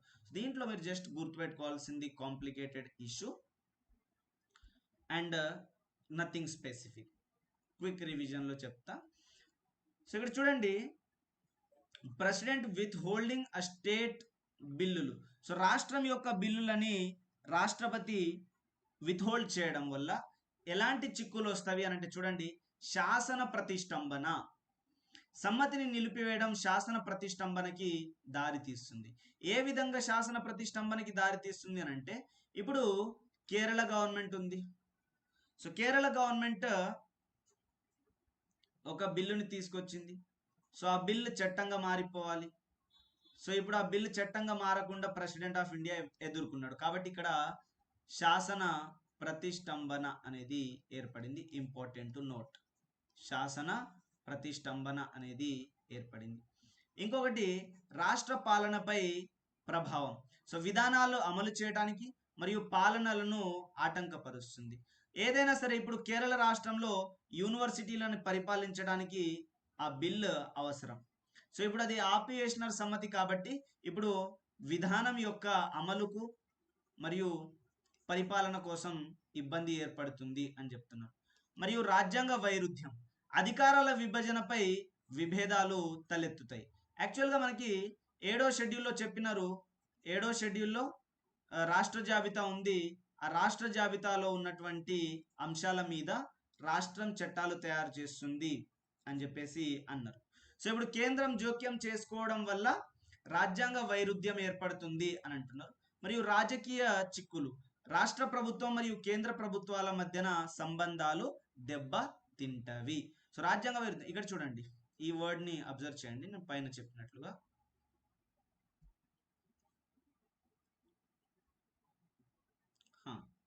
ఇది జాతీయ ప్రాముఖ్యత, national interest. So national interest కి సంబంధించిన, క్లియర్గా వినండి, నేషనల్ ఇంట్రెస్ట్ కి సంబంధించినటువంటి బిల్లులు రాష్ట్రపతికి వెళ్ళవచ్చు అని అనుకున్నాం. అయితే నేను ఇందాక మీకు ఏమని చెప్పినా అంటే, ఎప్పుడైనా సరే అధికారాల విభజనపై విభేదాలు తలెత్తటం, ఈ పాయింట్ని నోట్ చేయండి. అధికారాల విభజన 7వ షెడ్యూల్లో జరిగింది. క్లియర్, అధికారాల విభజన 7వ షెడ్యూల్లో జరిగింది. కేంద్ర జాబితా ఉంది, కేవలం పార్లమెంట్ మాత్రమే చట్టాలు తయారు చేస్తుంది. రాష్ట్ర జాబితా ఉంది, నేను ఇక్కడ కేవలం అనే వర్డ్ యూజ్ చేయట్లేను, రాష్ట్రాలు చట్టాలు తయారు చేస్తారు. తర్వాత ఉమ్మడి జాబితా ఉంది, ఈ ఉమ్మడి జాబితా మీద కేంద్రం ప్లస్ రాష్ట్రం రెండు కలిసి చట్టాలు తయారు చేస్తే తగాదా ఏర్పడితే కేంద్రం యొక్క చట్టాలు చెల్లుబాటు అవుతాయి అన్నమాట. సో ఒక కంక్లూజన్ పాయింట్ ఏంటి అని అంటే, కేంద్ర జాబితా అయినా, రాష్ట్ర జాబితా అయినా, ఉమ్మడి జాబితా అయినా, ఏ జాబితాలో ఉన్నటువంటి అంశం మీదనైనా కేంద్రం మరియు రాష్ట్రాల చట్టాల మధ్యన వైరుధ్యం లేదా తగాదా ఏర్పడితే కేంద్రం యొక్క చట్టం చెల్లుబాటు అవుతుంది. అది కేంద్ర జాబితా అయినా, రాష్ట్ర జాబితా అయినా, ఉమ్మడి జాబితా అయినా. కేంద్ర చట్టానికి రాష్ట్ర చట్టానికి తగాదా ఏర్పడితే కేంద్ర చట్టం అల్టిమేట్గా గెలుస్తుంది. ఇది ఒక పాయింట్ నోట్ చేసుకోవాల్సింది. మరియు ఇప్పుడు చూడండి, కేంద్ర జాబితా మీద పార్లమెంట్ చట్టం తయారు చేసే అధికారం ఉంది, వెరీ వెరీ క్లియర్. ఉమ్మడి జాబితా మీద కూడా పార్లమెంట్ చట్టాలు తయారు చేసే అధికారం ఉంది, వెరీ వెరీ క్లియర్. ఇప్పుడు రాష్ట్ర జాబితా మీద కూడా పార్లమెంట్ కి చట్టాలు తయారు చేసే అధికారం ఉంది అని ముందు డిస్కస్ చేసిన, ఇప్పుడు మళ్ళీ చెప్తున్నా. ఎటువంటి సందర్భాలలో అంటే, ఒకటి నేషనల్ ఎమర్జెన్సీ ఆర్టికల్ 352 ప్రకారం జాతీయ అత్యవసర పరిస్థితి ఏర్పడ్డప్పుడు, తర్వాత గవర్నర్ ప్రెసిడెంట్ కి రిపోర్ట్ ఇచ్చినప్పుడు ప్రెసిడెంట్ ఆఫ్ ఇండియా రూల్ ని విధిస్తారు, అలాంటప్పుడు ఆర్టికల్ 356, మరియు జాతీయ ప్రాముఖ్యత కలిగినటువంటి అంశాలు, జాతీయ ప్రాముఖ్యత కలిగినటువంటి అంశాలపైన రాజ్యసభ రెజల్యూషన్ ని పాస్ చేస్తుంది అనమాట. అలాంటి అంశాల మీద రాజ్యసభ రెజల్యూషన్ చేసి పాస్ చేస్తుంది. సో ఇప్పుడు నేను ఈ 3వ పాయింట్ ఎందుకు తీసుకున్నా అంటే, ఇక్కడ మీకు చూపించిన జాతీయ ప్రాముఖ్యత కలిగినటువంటి అంశాలు అని చెప్పేసి. సో ఇట్లా జాతీయ ప్రాముఖ్యత కలిగినటువంటి అంశాల మీద రాజ్యసభ రెజల్యూషన్ పాస్ చేసినప్పుడు, 4వది 2 లేదా అంతకంటే ఎక్కువ రాష్ట్రాలు రిక్వెస్ట్ చేసినప్పుడు, 5వది అంతర్జాతీయ ఒప్పందాలను అమలు చేసే క్రమంలో రాష్ట్ర జాబితాపై పార్లమెంట్ చట్టాలు తయారు చేసే అధికారం ఉంది. ఈ 5 సర్కమ్స్టాన్సెస్, ఈ 5 సందర్భాలు ఇంపార్టెంట్, వెరీ వెరీ ఇంపార్టెంట్. వీటిని మనం మళ్ళీ కూడా చూస్తాము. ఓకే, సో ఇట్లా గుర్తుపెట్టుకోవాల్సిన అవసరం ఉంది. సో ఫైనల్గా ఇక్కడ మనకి కనిపించింది ఏంటి, జరిగింది ఏంటి అని అంటే, కేరళ ప్రభుత్వం ప్రవేశపెట్టిన బిల్లు ఏదైతే ఉందో దాన్ని రాష్ట్రపతి కోసం పంపించడం. సో రాష్ట్రపతి కోసం పంపించినప్పుడు దాన్ని బిల్లుని సంతకం చేయకుండా నిలిపివేయటం అనేది రాజ్యాంగ సంక్షోభానికి దారితీస్తుంది. ఎందుకనంటే అది అధికారాల విభజనకి వ్యతిరేకం అవుతుంది, కేంద్ర రాష్ట్ర ప్రభుత్వాలకి మధ్యన తగాదా ఏర్పడడానికి దారి తీయవచ్చు, మరియు రాష్ట్ర ప్రభుత్వాలు సఫిషియెంట్గా సక్సెస్ఫుల్గా ఫంక్షన్ చేయడానికి ఆస్కారం ఉండకపోవచ్చు అని చెప్పేసి హైపోథెటికల్ క్వశ్చన్స్ ఇవన్నీ. అండ్ గవర్నర్కి ఉన్నటువంటి అధికారాలు, అతనికి 1, 2, 3, 4 సర్కమ్స్టాన్సెస్ ఉంటాయి. ఒక బిల్ని ఆయన ప్రవేశపెట్టినప్పుడు ఆర్టికల్ 200 ప్రకారం, 201 ప్రకారం ప్రెసిడెంట్ పంపిస్తే 1, 2, 3 సర్కమ్స్టాన్సెస్ ఉంటాయి. ఆయనకి 3 ఆల్టర్నేటివ్స్ ఉంటాయి. తర్వాత ఈ 3 ఆల్టర్నేటివ్స్ కూడా ఎగ్జాస్ట్ అయిపోయిన తర్వాత ఒకవేళ ప్రెసిడెంట్కి తిరిగి బిల్లుని ప్రవేశపెట్టినా కూడా ఆయన ఆమోదించే అవసరం లేదు. అయితే దీని మీద ఏమైనా రిపోర్ట్స్ ఉన్నాయంటే, సర్కారియా కమిషన్ ఒక సిఫార్సు ఇచ్చింది, గవర్నర్ యొక్క విచక్షణాధికారాన్ని పరిమితం చేయాలని చెప్పింది. మరియు అలాంటి బిల్లులు రాష్ట్రపతికి పంపించినప్పుడు కేవలం 6 నెలల్లోగా అతని యొక్క నిర్ణయాన్ని ఆయన చెప్పాలి, లేదా 6 నెలల్లో దాన్ని పరిష్కరించాలి అని చెప్పేసి అంటుంది. సో కమిషన్ పేరు ఇంపార్టెంట్. మరియు ఆ కమిషన్ ఏం చెప్పింది అని అంటే గవర్నర్ యొక్క విచక్షణాధికారాన్ని ఆపాలి, మరియు రాష్ట్రపతికి ఆ బిల్ పంపించినప్పుడు 6 నెలల్లోగా ఆ బిల్ యొక్క పై ఉన్నటువంటి సమస్యని పరిష్కరించాలి. 6 నెలలు concept important, Sarkaria commission important. రాజకీయ చిక్కులు ఏర్పడతాయి, రాజ్యాంగ వైరుధ్యం, పాలనపై ప్రభావం, రాష్ట్ర శాసన ప్రతిష్టంభన ఏర్పడుతుందని గుర్తుపెట్టుకోవాలి. మరియు రాష్ట్రపతికి గవర్నర్కి ఉన్నటువంటి అధికారాలు అండ్ ఈ విశ్వవిద్యాలయ సంబంధించిన బిల్ ఎవరికి ఉన్న అధికారాన్ని, గవర్నర్కు ఉన్న అధికారాన్ని తీసేసి రాష్ట్రానికి అధికారాన్ని ఇస్తుంది అని చెప్పేసి గుర్తుపెట్టుకోవాల్సిన అవసరం ఉంది. ఓకే, సో ఇట్లా బిల్లులని ఆమోదం కోసం పంపించినప్పుడు రాష్ట్రపతికి సమర్పణ చేస్తాయి. పార్లమెంటు సభలు ఆమోదించిన తర్వాత బిల్లుని రాష్ట్రపతికి సమర్పించాలి. ఆర్టికల్ 311 ప్రకారం ఇది మ్యాండేటరీ. సో సమర్పించినప్పుడు ఆయన ఆమోదించవచ్చు, లేదా ఆమోదాన్ని నిలిపివేయచ్చు, లేదా ఆ బిల్ని వాపసు చేయవచ్చు పునర్విచారణ లేదా పునఃపరిశీలన కోసం. సో అలాంటి బిల్లులు ఆయన సవరణల కోసం ప్రవేశపెట్టినప్పుడు ఆయన కొన్ని సిఫారసులు కూడా చేయవచ్చు. ఏమని, అచ్చా సో అండ్ సో బిల్ని మీరు నా దగ్గరికి పంపించినారు, సో ఆ బిల్లులో కొన్ని లోపాలు ఉన్నవి, లేకపోతే ఇవి సవరణ చేయాలి అని చెప్పేసి కొన్ని సూచనలు ఇచ్చి పంపించవచ్చు. ఒకటి గుర్తుపెట్టుకోవాలి, ఇక్కడ మనీ బిల్లు కాకపోతే తప్ప ఏ బిల్లునైనా పరిశీలన కోసం పంపించవచ్చు అని అంటున్నాడు. అంటే మనీ బిల్లుని వాపస్ చేయడానికి లేదు, పునఃపరిశీలన కోసం పంపించడానికి లేదు. సో మళ్ళీ మనం బిల్లుల గురించి డిస్కస్ చేసినప్పుడు క్లియర్గా ఉంటుంది. చూడండి, తర్వాత సభలు పునఃపరిశీలన చేసిన తర్వాత ఆ బిల్లుని తదనుగుణంగా రాష్ట్రపతికి పంపిస్తే, అయితే రాష్ట్రపతికి పంపించిన తర్వాత రాష్ట్రపతి దాన్ని నిలిపివేయడానికి అవకాశం లేదు, ఖచ్చితంగా సంతకం చేయాల్సిందే. సో ఇక్కడ 2 పాయింట్స్ నోట్ చేయాలి.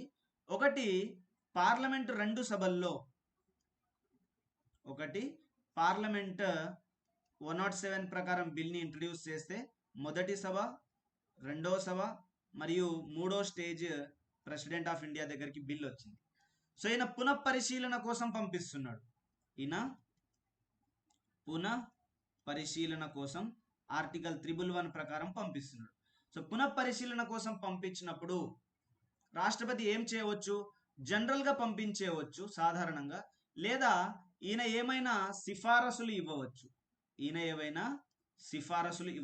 వెరీ వెరీ కేర్ఫుల్గా వినండి. సో జనరల్గా పంపించినా ఓకే, సిఫారసులు ఇచ్చినా ఓకే. సో ఇప్పుడు కన్సిడర్ చేయండి, జనరల్గా పంపించినాడు. జనరల్గా పంపించినప్పుడు అవి పునఃపరిశీలన చేసి రాష్ట్రపతికి పంపించినాయి. ఆయన కంపల్సరిగా ఆమోదం చేయాల్సిందే. ఇప్పుడు కంపల్సరిగా ఆమోదం చేయాల్సిందే. ఇక్కడ ఎలాంటి ప్రాబ్లం లేదు. కేస్ 1 జనరల్గా పంపించినాడు, అండ్ కేస్ 2 ఆయన కొన్ని సిఫారసులు చేసినాడు. సిఫారసులు అంటే మార్పులు చేర్పులు చేయాలి అని సూచించి ఇచ్చినాడు. ఏమని, సిఫారసులు చేసి ఇచ్చినాడు.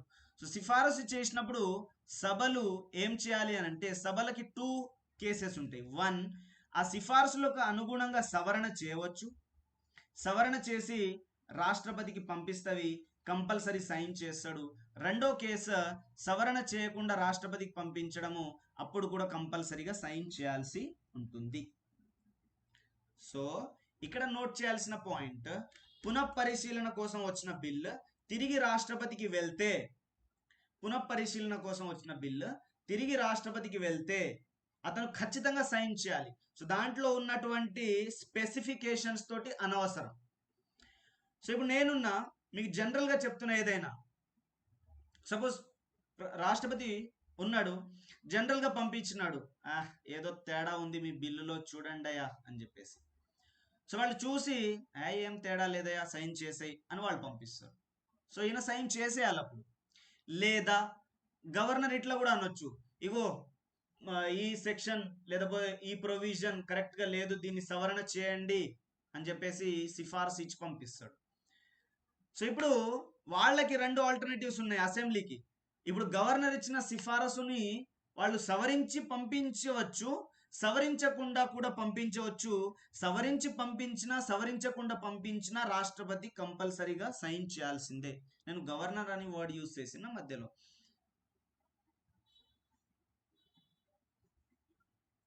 సో ఏదైనా సరే సిమిలరే, గవర్నర్ అన్న రాష్ట్రపతి అన్న ఇవి సిమిలరే, కాబట్టి రాష్ట్రపతి గురించి చర్చిస్తున్నాం మనం. ఓకే, సో అంటే ఇక్కడ మనం ఇంకొక కంక్లూజన్ ఏం డ్రా చేయవచ్చు అని అంటే, రాష్ట్రపతి సిఫారసులతోటి పునఃపరిశీలన కోసం పంపించినప్పుడు ఆ సిఫారసులు సభల మీద కట్టుబడి ఉండవు అని ఒక పాయింట్ని కంక్లూజన్ డ్రా చేయవచ్చు.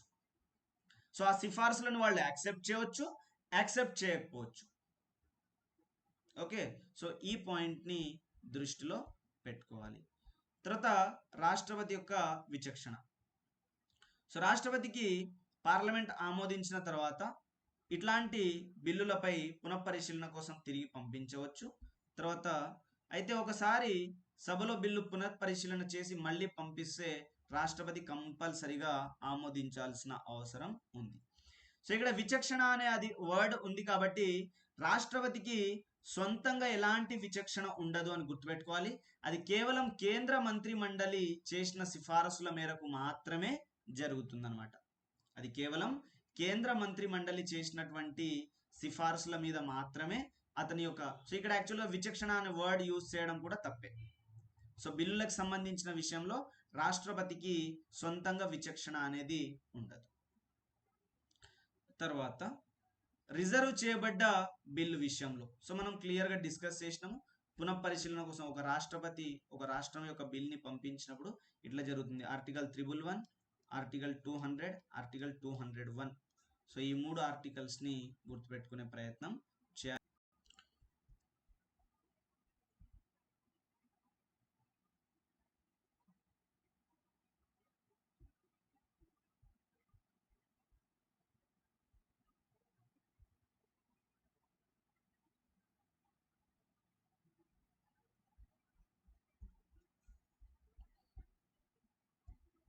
సో ఈ వరుసగా గుర్తుపెట్టుకోండి. రాజ్యాంగంలో లెజిస్లేటివ్ ప్రొసీజర్ అని చెప్పేసి ఒక ఇది స్టార్ట్ అవుతుంది. అండ్ ఆ లెజిస్లేటివ్ ప్రొసీజర్లో ఉన్న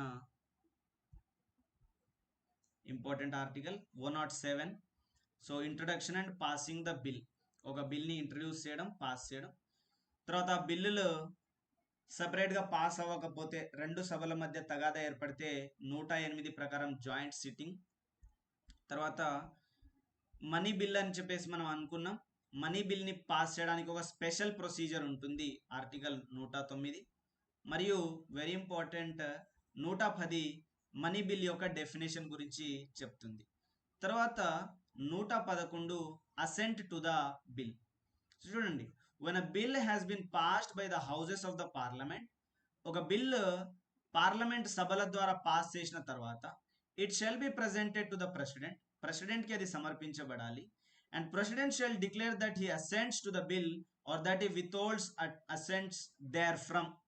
అంటే ప్రెసిడెంట్కి పంపించిన తర్వాత ప్రెసిడెంట్ డిక్లేర్ చేయాలన్నమాట, అతను సైన్ చేస్తున్నాడా, అతను ఆమోదిస్తున్నాడా లేదా ఆమోదాన్ని నిలిపివేస్తున్నాడా అని చెప్పేసి. Provided that the president May as soon as possible after presentation to him of a bill for assent return the bill if it is not a money bill.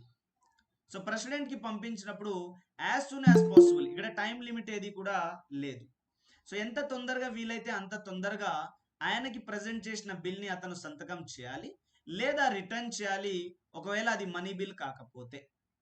To the houses with a message requesting that they will reconsider the bill or any specified provisions thereof. So ఆయన ఒక message తోటి request పంపించవచ్చు అనమాట, specific provisions తోటి. ఇగో ఇలాంటి ఈ కొన్ని అంశాలు ఉన్నాయి, వీటిని పరిశీలన చేయండి అని చెప్పేసి. In particular or will consider the desirability of introducing any such amendments as he may recommend in his message. So ఏదైనా చేంజెస్ చేయండి, ఏదైనా మార్పులు చేర్పులు చేయండి అని చెప్పేసి ఆయన అంటాడు అనమాట. So when a bill is so return, బిల్ని రిటర్న్ చేసినప్పుడు the houses shall reconsider the bill accordingly, houses వాటిని పునఃపరిశీలన చేయాలి. And if the bill is passed again by the houses with or without amendment, so తిరిగి ఆ బిల్లులు సవరణతోటి లేదా సవరణ లేకుండా ప్రెసిడెంట్ కి పాస్ చేసినప్పుడు, ప్రెసిడెంట్ కి మళ్ళీ పంపించినప్పుడు, the president for the assent, the president shall not withhold assent therefrom. So ఇప్పుడు ప్రెసిడెంట్ అతను సైన్ చేయటానికి ఆపడానికి లేదు అని చెప్తుంది అనమాట. సో 3(1) ప్రకారం ఏం చెప్తుంది, 2 సభలు పాస్ చేయాలి, పాస్ చేసిన తర్వాత ప్రెసిడెంట్ ఆఫ్ ఇండియా దగ్గరకు పోవాలి. సో ప్రెసిడెంట్ ఆఫ్ ఇండియా దగ్గరకు పోయినప్పుడు ఆయన డిక్లేర్ చేయాలి. ఏమని డిక్లేర్ చేస్తున్నాడంటే నేను సైన్ చేస్తున్నా లేదా విత్ హోల్డ్ చేస్తున్నా అని చెప్పాలి. అండ్ బిల్ని రిటర్న్ చేయాలి. రిటర్న్ చేసిన బిల్ని ఏదైనా మెసేజ్ తోటి లేదా సవరణ చేయమని రిక్వెస్ట్ చేస్తూ రిటర్న్ చేయవచ్చు. రిటర్న్ చేసిన బిల్ని తిరిగి పంపించినప్పుడు ఆయన అలాంటి బిల్లుని ఆపడానికి లేదు. సో ఇక్కడ మనీ బిల్ గురించి ఎందుకు చెప్పుకుంటున్నాం మనము అంటే, సాధారణంగా మనకి 3 రకాల బిల్లులు ఉంటాయి. Money bill, constitutional amendment bill and ordinary bill. ఇంకా ఉంటాయి ఫినాన్షియల్ బిల్ టైప్ 1, టైప్ 2. మనం స్పెసిఫికేషన్స్ లోకి తర్వాత వెళ్దాం. సో మనీ బిల్ ఏదైతే ఉందో దీన్ని ప్రెసిడెంట్ రిటర్న్ చేయలేడు. అండ్ కాన్స్టిట్యూషనల్ అమెండ్మెంట్ బిల్ ని కంపల్సరీ సైన్ చేయాలి, దీన్ని రిటర్న్ చేయవచ్చు. సో ఈ మూడింటి మీదనే మనకి సేమ్ ఇంత పెద్ద డిస్కషన్ క్లాస్ ఉంటుంది. దీన్ని మనము బిల్లులకు సంబంధించిన విషయంలో డిస్కస్ చేద్దాం. సో మనీ బిల్ని ఎవరు ప్రవేశపెడతారు, ఎట్లా ప్రవేశపెడతారు, కాన్స్టిట్యూషనల్ అమెండ్మెంట్ బిల్ రాజ్యాంగ సవరణ బిల్లుని ఎవరు ప్రవేశపెడతారు, ఎట్లా ప్రవేశపెడతారు, తర్వాత సాధారణ బిల్లుని ఎవరు ప్రవేశపెడతారు, ఎట్లా ప్రవేశపెడతారు అనే స్పెసిఫికేషన్స్ అన్ని కూడా మరొక క్లాస్లో మనం డిస్కస్ చేయవచ్చు. సో ఇది ఆర్టికల్ 3(1) కి సంబంధించినటువంటి అంశం. సో నౌ ఆర్టికల్ 200 చూడండి, గవర్నర్ కి సంబంధించి. So when we see article 200, so దీంట్లో assent to the bills, when a bill has been passed by the legislative assembly of the state, or in the case of the state having legislative council, has been passed by the both houses of the legislature of the state, it shall be presented to the governor, and governor shall declare that he assents to the bill or he withholds assents therefrom, and he reserves the bill if for the consideration of the president. So దీంట్లో legislative assembly pass చేసిన తర్వాత ఒకవేళ ఆ రాష్ట్రం legislative కౌన్సిల్ని కూడా కలిగి ఉంటే, 2 pass చేసిన తర్వాత గవర్నర్కి ప్రజెంట్ చేస్తారు. గవర్నర్ తీసుకుపోయి సైన్ చేయాలి ఆర్ రిటర్న్ చేయాలి, దాన్ని ప్రెసిడెంట్ యొక్క రికమెండేషన్కి పంపించాలి. Provided that the governor May as soon as possible after presentation to him of the bill for assent, return the bill if it is not a money bill, together with a message requesting the houses or the house will reconsider the bill or any specified provision thereof in particular, and will consider the desirability of introducing any such amendments as he may recommend in his message. And when bill is so returned, the house or houses shall reconsider the bill accordingly, and if bill is passed again by the house or houses with or without amendment presented to the governor for assent, the governor shall not withhold assent therefrom. So పైన ఉన్న అట్లాగనే ఉంది, కాకపోతే అక్కడ president ప్లేస్లో ఇక్కడ governor, అక్కడ parliament ప్లేస్లో ఇక్కడ స్టేట్ లెజిస్లేచర్. ఇక్కడ వచ్చింది చూడండి extra point, provided further the governor shall not assent to but shall reserve for the consideration of the president any bill which in the opinion of the governor would, if it become law, so derogate the powers of the high court as to endanger the position of which that court is by this constitution designed to fill. So దీంట్లో ఏమంటున్నాడు అని అంటే, president of ఇండియాకి బిల్ని reserve చేయాలన్నమాట. President of ఇండియాకి బిల్ని reserve చేయాలి. ఏ కేసులో reserve చేయాలి అని అంటే, ఇందాక మనం 4-5 జనరల్ ఎగ్జాంపుల్స్ డిస్కస్ చేసినాం, బట్ ఇది స్పెసిఫిక్ వన్. ఒకవేళ హైకోర్టు యొక్క పొజిషన్ని ఎండేంజర్ చేయడానికి, హైకోర్టు యొక్క పొజిషన్కి థ్రెట్ కలిగించడానికి ఒకవేళ అలాంటి బిల్లు ప్రయత్నం చేస్తే గవర్నర్ దాని మీద సైన్ చేయకూడదు. సైన్ చేయకుండా దాన్ని ప్రెసిడెంట్ ఆఫ్ ఇండియాకి రిజర్వ్ చేయాలి అని చెప్పేసి అంటుందన్నమాట. సో ఇప్పుడు ప్రెసిడెంట్కి రిజర్వ్ చేయాలని అన్నది కదా, మరి ఆర్టికల్ 201 డిక్లేర్ చేస్తుంది అనమాట. The bill reserve for the consideration, reserve చేసినావు. ఇప్పుడు ఏం జరుగుతుంది, when a bill is reserved by the governor for the consideration of the president shall declare that either he assents or withholds the assent therefrom. So governor president కి పంపించినప్పుడు president declare చేయాలి అతను sign చేస్తున్నాడా లేదా అతను sign ని ఆపివేస్తున్నాడా అని చెప్పేసి చెప్పాలి. Provided that where a bill is not a money bill, the president may direct the governor to return the bill to the house, or as the case may be, the houses of the legislature of the state together with such message as mentioned in the first proviso of the article 200. And when a bill is so returned, the house or houses shall reconsider within the period of 6 months and return it to the president, and the return it to the president with or without amendment for the after the reconsideration. So ఎప్పుడైతే president of India దగ్గరికి పోయిన తర్వాత president of India reconsideration కోసం return చేస్తే reconsideration తర్వాత with in 6 months లో, ఇది point మనం ఇందాక డిస్కషన్ లో వదిలిపెట్టిన ఇది పాయింట్ ఇంపార్టెంట్. ఇప్పుడు ప్రెసిడెంట్ దగ్గర ఉన్న బిల్ ని మళ్ళీ రాష్ట్రాలకి పంపించినారు రీకన్సిడరేషన్ కోసం. అప్పుడు రాష్ట్రాలకి టైం లిమిట్ ఉందన్నమాట. 6 నెలల్లోపు మళ్ళీ ఆ బిల్ ని రీకన్సిడర్ చేసి ప్రెసిడెంట్ దగ్గరికి పంపించాలి. సో మరి రాజ్యాంగంలో ఏమీ ఇవ్వలేదు అతను సైన్ చేయాలా చేయకూడదా అని చెప్పేసి. సో కాబట్టి ఇట్ ఈస్ ఇన్ఫర్డ్ అతను సైన్ చేయాల్సిన అవసరం లేదు అని మనం ఇన్ఫర్ చేసుకోవాలి. అంటే ఇందాక మనం సర్కారియా కమిషన్ ఏమని రిపోర్ట్ ఇచ్చింది అని అనుకున్నాము, ప్రెసిడెంట్ కూడా 6 months లో దీన్ని సాల్వ్ చేయాలి. ఇక్కడ టైం లిమిట్ రాష్ట్రాల అసెంబ్లీకి ఉంది. రాష్ట్రాల అసెంబ్లీ 6 months లోపు దాన్ని రీకన్సిడర్ చేసి పరిశీలన చేసి రాష్ట్రపతికి పంపించాలి. కానీ మరి రాష్ట్రపతి ఎన్ని నెలల్లో దాన్ని డిసైడ్ చేయాలి? రాష్ట్రపతి కూడా 6 months లో డిసైడ్ చేయాలి అని చెప్పేసి మనకి దీంట్లో చెప్పడం జరుగుతుంది అనమాట. ఎవరు? సర్కారియా కమిషన్ ఇచ్చినటువంటి రిపోర్ట్ లో చెప్పడం జరిగింది. తర్వాత చెప్తా, సరే తర్వాత క్లాస్ లో సరే. సో ఇట్లా సర్కారియా కమిషన్ 6 months లో డిసైడ్ చేయాలి అని చెప్పేసి, sorry for the disturbance. So 6 months లోపు డిసైడ్ చేయాలి అని చెప్పేసి సర్కారియా కమిషన్ రిపోర్ట్ కూడా ఇచ్చిందనమాట. రాష్ట్రానికి సంబంధించేటివి మళ్ళీ అడగవా? ఇప్పుడు రాష్ట్రానికి సంబంధించిన ఈ ఫైనాన్షియల్ బిల్లు ఏవైతే ఉన్నాయో అవి గవర్నరే ఆమోదిస్తాడు, కానీ ఇవి రాష్ట్రపతి దాకా ఏం బిల్ అవ్వని అనుకుంటున్నా. అచ్చా, ఓకే. సో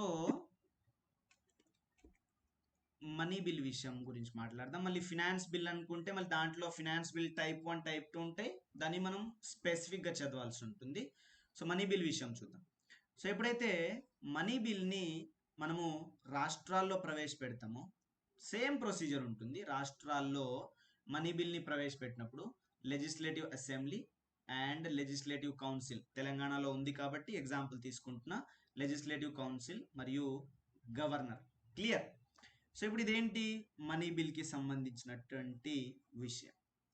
సో ఈ మనీ బిల్ని మనము అంటే ప్రవేశపెట్టాలి అని అంటే మొట్టమొదటిసారిగా గవర్నర్ యొక్క సిఫారసు అవసరం. పాయింట్ నెంబర్ 1, గవర్నర్ యొక్క సిఫారసు అవసరం.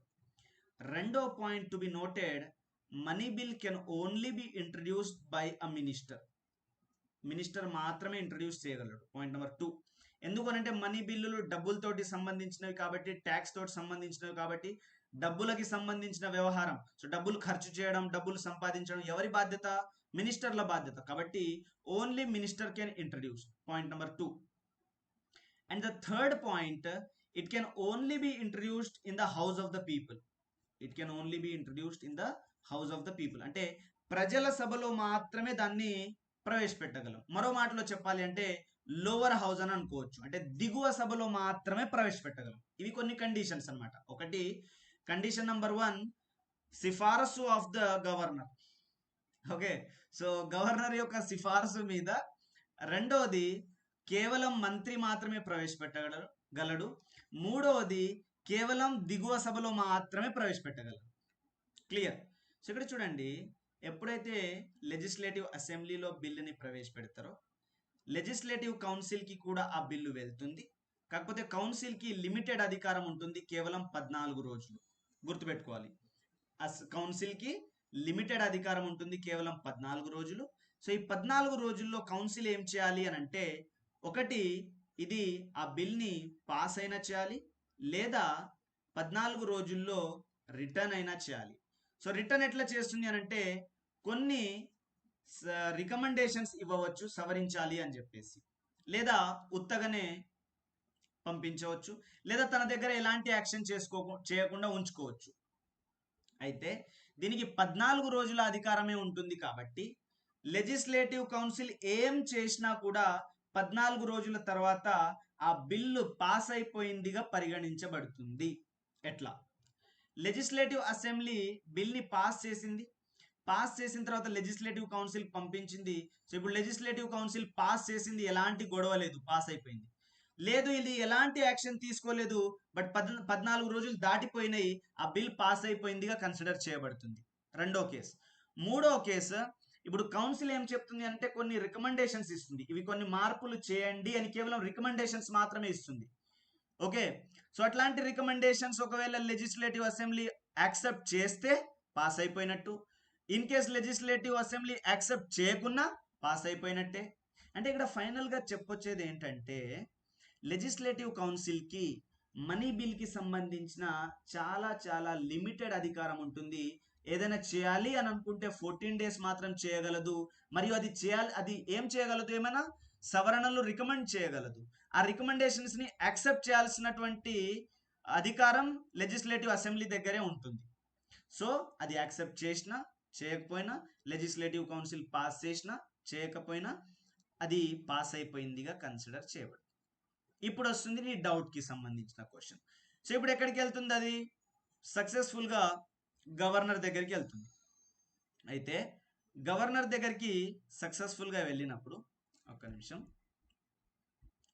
గవర్నర్ దగ్గరికి సక్సెస్ఫుల్గా వెళ్ళినప్పుడు గవర్నర్కి ఎలాంటి అధికారం ఉంటుంది అని అంటే, చూడండి ఒకసారి. Special procedure with respect to the money bills. ద్రవ్య బిల్లుకు సంబంధించినటువంటి స్పెషల్ ప్రొసీజర్ ఏంటి? So it shall not be introduced in the legislative council.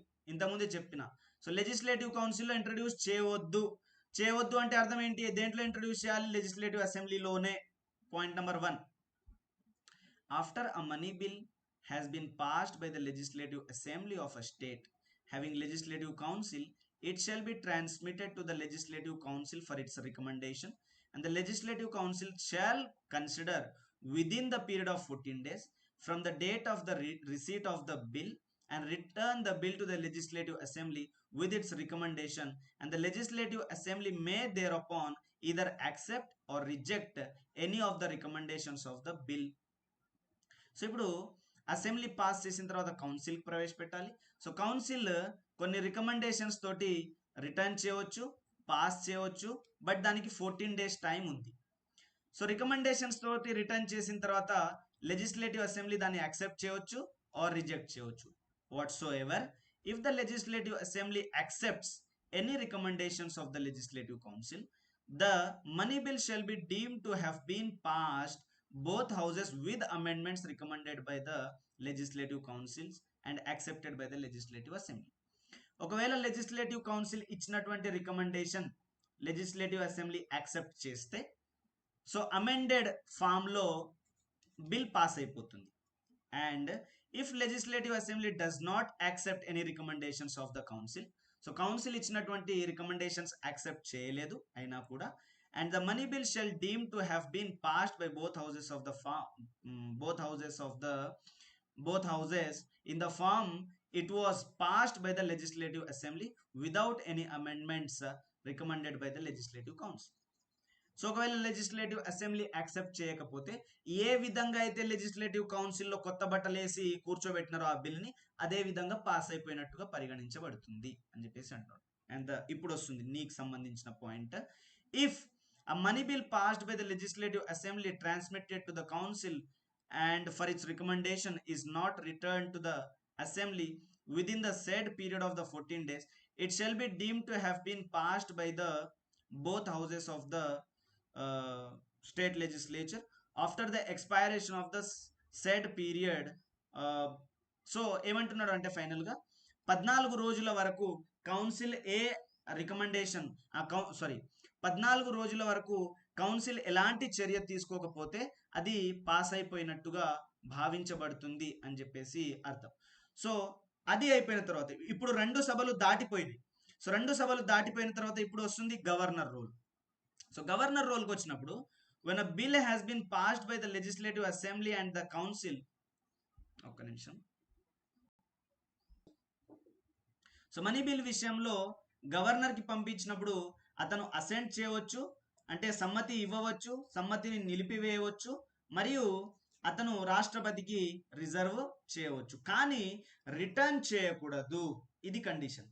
But చాలా మంది చెప్తారు లెక్చరర్స్, ఇదే పాలిటీ చెప్పేవాళ్ళు, మనీ బిల్ మీద ఖచ్చితంగా సైన్ చేయాలి గవర్నర్ అని చెప్పేసి. No, it's wrong. సో ఆయన రిటర్న్ మాత్రమే చేయలేడు. రిటర్న్ చేయలేడు అని అంటే అర్థం ఆయన దగ్గర అతను ఉంచుకోవచ్చు, అంటే అతను విత్హోల్డ్ చేయవచ్చు, అంటే మనీ బిల్ విషయంలో కూడా వీటో అధికారాన్ని వాడవచ్చు. సో చాలా మంది టీచర్స్ అంటారు మనీ బిల్ విషయంలో వీటో అధికారం ఉండదు అని చెప్పేసి. రాంగ్. మనీ బిల్ విషయంలో కూడా వీటో అధికారం ఉంటుంది. వాళ్ళు కేవలం రిటర్న్ మాత్రమే చేయలేరు. సో రిటర్న్ చేయలేరు అంటే మిగతా ఆప్షన్స్ అన్ని బతికే ఉన్నాయి కదా. ఒక ఆప్షన్ చచ్చిపోయింది అనుకుందాం. గవర్నర్కి ఉన్న 4 ఆప్షన్లు 3 ఆప్షన్లు బతికే ఉన్నాయి కదా. అసెంట్ చేయవచ్చు, విత్హోల్డ్ చేయవచ్చు, ప్రెసిడెంట్కి రిజర్వ్ చేయవచ్చు. సో ప్రెసిడెంట్కి రిజర్వ్ చేసినప్పుడు మనీ బిల్ విషయంలో ఇక్కడ కూడా ఈయనకున్న ఆప్షన్స్ అసెంట్ చేయవచ్చు లేదా విత్హోల్డ్ చేయవచ్చు, కానీ రిటర్న్ చేయలేడు. సో మనీ బిల్ రాష్ట్రంలో ఒరిజినేట్ అయిన మనీ బిల్ అయినా సరే గవర్నర్ నుంచి ప్రెసిడెంట్కి వెళ్ళినప్పుడు ప్రెసిడెంట్ దాన్ని రిటర్న్ చేయలేడు. పార్లమెంట్కి సంబంధించిన మనీ బిల్ అయినా సరే పార్లమెంట్కి సంబంధించిన మనీ బిల్ అయినా సరే రాష్ట్రపతి వరకు వెళ్ళినప్పుడు రాష్ట్రపతి దాన్ని రిటర్న్ చేయలేడు. So the simple point you have to remember here, ఇక్కడ గుర్తుపెట్టుకోవాల్సినటువంటి సరళమైన పాయింట్ ఏంటి అని అంటే, మనీ బిల్లు ఆమోదం కోసం గవర్నర్కి కానీ రాష్ట్రపతికి కానీ పంపించినప్పుడు వాళ్ళు రిటర్న్ చేయకూడదు. అది రాష్ట్రంకి సంబంధించిన మనీ బిల్ అయినా తర్వాత కేంద్రంకి సంబంధించిన money bill. Now the political possibility here, ఇప్పుడు నువ్వు అడిగిన క్వశ్చన్కి ఆన్సర్ వస్తుంది. ఇక్కడ మనీ బిల్ అనేది గవర్నమెంట్కి సంబంధించింది. మనీ బిల్ అనేది గవర్నమెంట్కి సంబంధించింది అండ్ ఇది గవర్నర్ యొక్క ముందస్తు అనుమతితోటి ప్రవేశపెట్టబడుతుంది. కాబట్టి సాధారణంగా మనీ బిల్ అనేది పాస్ చేయబడుతుంది సాధారణంగా, కానీ ఖచ్చితం కాదు. కేంద్రం విషయం చూడండి ఒకసారి. కేంద్రం విషయం మీరు ఒకవేళ అబ్జర్వ్ చేస్తే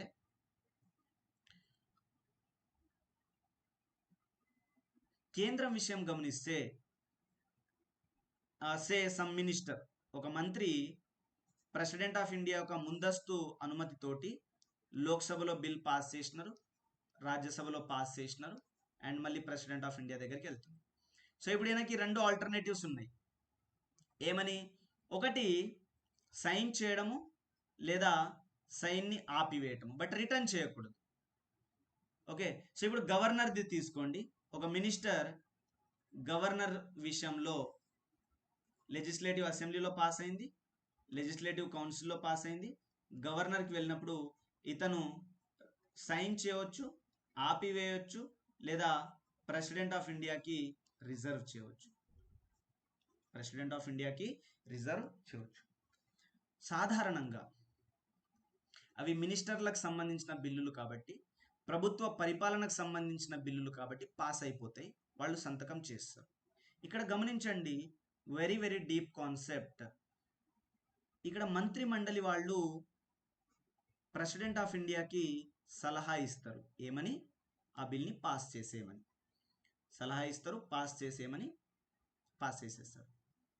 ఒకవేళ ప్రెసిడెంట్ ఈ మంత్రులు చెప్పినట్లు, కేంద్ర మంత్రి మండలి చెప్పినట్లు ప్రెసిడెంట్ ఒకవేళ వినకపోతే ఆర్టికల్ 74 ప్రకారము అతను రాజ్యాంగాన్ని ఉల్లంఘించిండు అని కన్సిడర్ చేయబడుతుంది. Violation of the Indian constitution. So అతను రాజ్యాంగాన్ని ఉల్లంఘించినాడు కాబట్టి ఆర్టికల్ 61 ప్రకారము రాష్ట్రపతి యొక్క రిమూవల్కి అది లీడ్ చేయవచ్చు. రాష్ట్రపతి యొక్క రిమూవల్కి లీడ్ చేయవచ్చు. ఎప్పుడైతే రాష్ట్రపతి రాజ్యాంగాన్ని ఉల్లంఘిస్తాడో పార్లమెంట్లో తీర్మానం ప్రవేశపెట్టి రాష్ట్రపతిని తొలగిస్తారు. సో ఇట్లా 74 ప్రకారం మంత్రిమండలి సలహా ఇస్తుంది. ఆ సలహాని ఒకవేళ పట్టించుకోకుండా రాష్ట్రపతి ఒకవేళ ప్రవర్తిస్తే రాష్ట్రపతి తొలగింపుకు దారి తీస్తుంది. అది కేంద్రంలో. రాష్ట్రంలో చూడండి, ఇక్కడ ఈ మినిస్టర్స్ ఇచ్చిన సలహా ప్రకారం గవర్నర్ పని చేయాలి ఆర్టికల్ 163 ప్రకారము. ఒకవేళ గవర్నర్ అట్లా పని చేయకపోయినా ఇప్పుడు గవర్నర్లని తొలగించే అధికారం ఈ మంత్రి మండలికి ఉందా అంటే, ఇప్పుడు కేంద్రంలో ఉన్న మంత్రి మండలి లోక్సభ రాజ్యసభలో ఉంటారు కాబట్టి లోక్సభ రాజ్యసభలోనే రాష్ట్రపతి యొక్క తొలగింపు తీర్మానాలు ఉంటాయి కాబట్టి వాళ్ళు తొలగించేస్తారు. మరి ఇక్కడ గవర్నర్ విషయంలో ఇట్లా ఉందా? గవర్నర్ విషయంలో ఇట్లా లేదు. గవర్నర్ని కేవలం ప్రెసిడెంట్ మాత్రమే తొలగించగలడు. సో కాబట్టి ఇక్కడ గవర్నర్కి భయం అనేది కొంచెం ఉండదన్నమాట. అందుకే ఇవి కొన్ని కాన్ఫ్లిక్ట్ మేకింగ్, గొడవలకి దారి తీసేటువంటి అంశాలు. అందుకే ఇతను మనీ బిల్ని పాస్ చేయకపోవచ్చు, నాకేంటి, అనవసరం, మీరేమైనా చేసుకోండి, నేను పాస్ చేయను అని కూర్చోవచ్చు. అట్లనే కేంద్రంలో ప్రెసిడెంట్ కూర్చుంటే, అచ్చా పాస్ చేయవా నువ్వు, సరే అయితే మేమే రెజల్యూషన్ పాస్ చేసి నిన్నే పీకేస్తాం, ఇంకేం చేస్తాం, ఇంకో ప్రెసిడెంట్ని ఎన్నుకుంటాం అని చెప్పేసి అక్కడ అంటారు. ఇక్కడ మరో మాటలో మనం చెప్పుకోవాలి అని అంటే, ఆర్టికల్ 163 గవర్నర్కి రాజ్యాంగం ప్రకారము విచక్షణ అధికారాలను ఇస్తుందన్నమాట.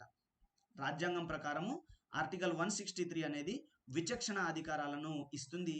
కానీ అదే మాదిరిగా ప్రెసిడెంట్కి ఆర్టికల్ 74 ఎలాంటి విచక్షణ అధికారాలను ఇవ్వదన్నమాట. సో ఒకసారి ఆర్టికల్ 163 అబ్జర్వ్ చేయండి, నేను చూపిస్తాను మీకు దీంట్లో.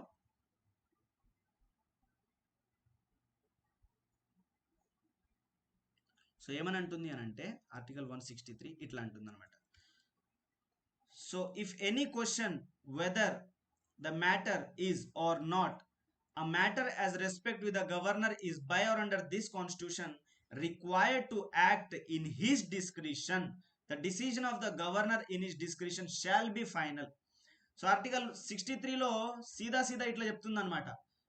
యాక్చువల్గా there shall be a council of ministers to aid and advise the governor in exercise of his functions except in so far as he may by or under this constitution required to exercise his functions any of them under his discretion.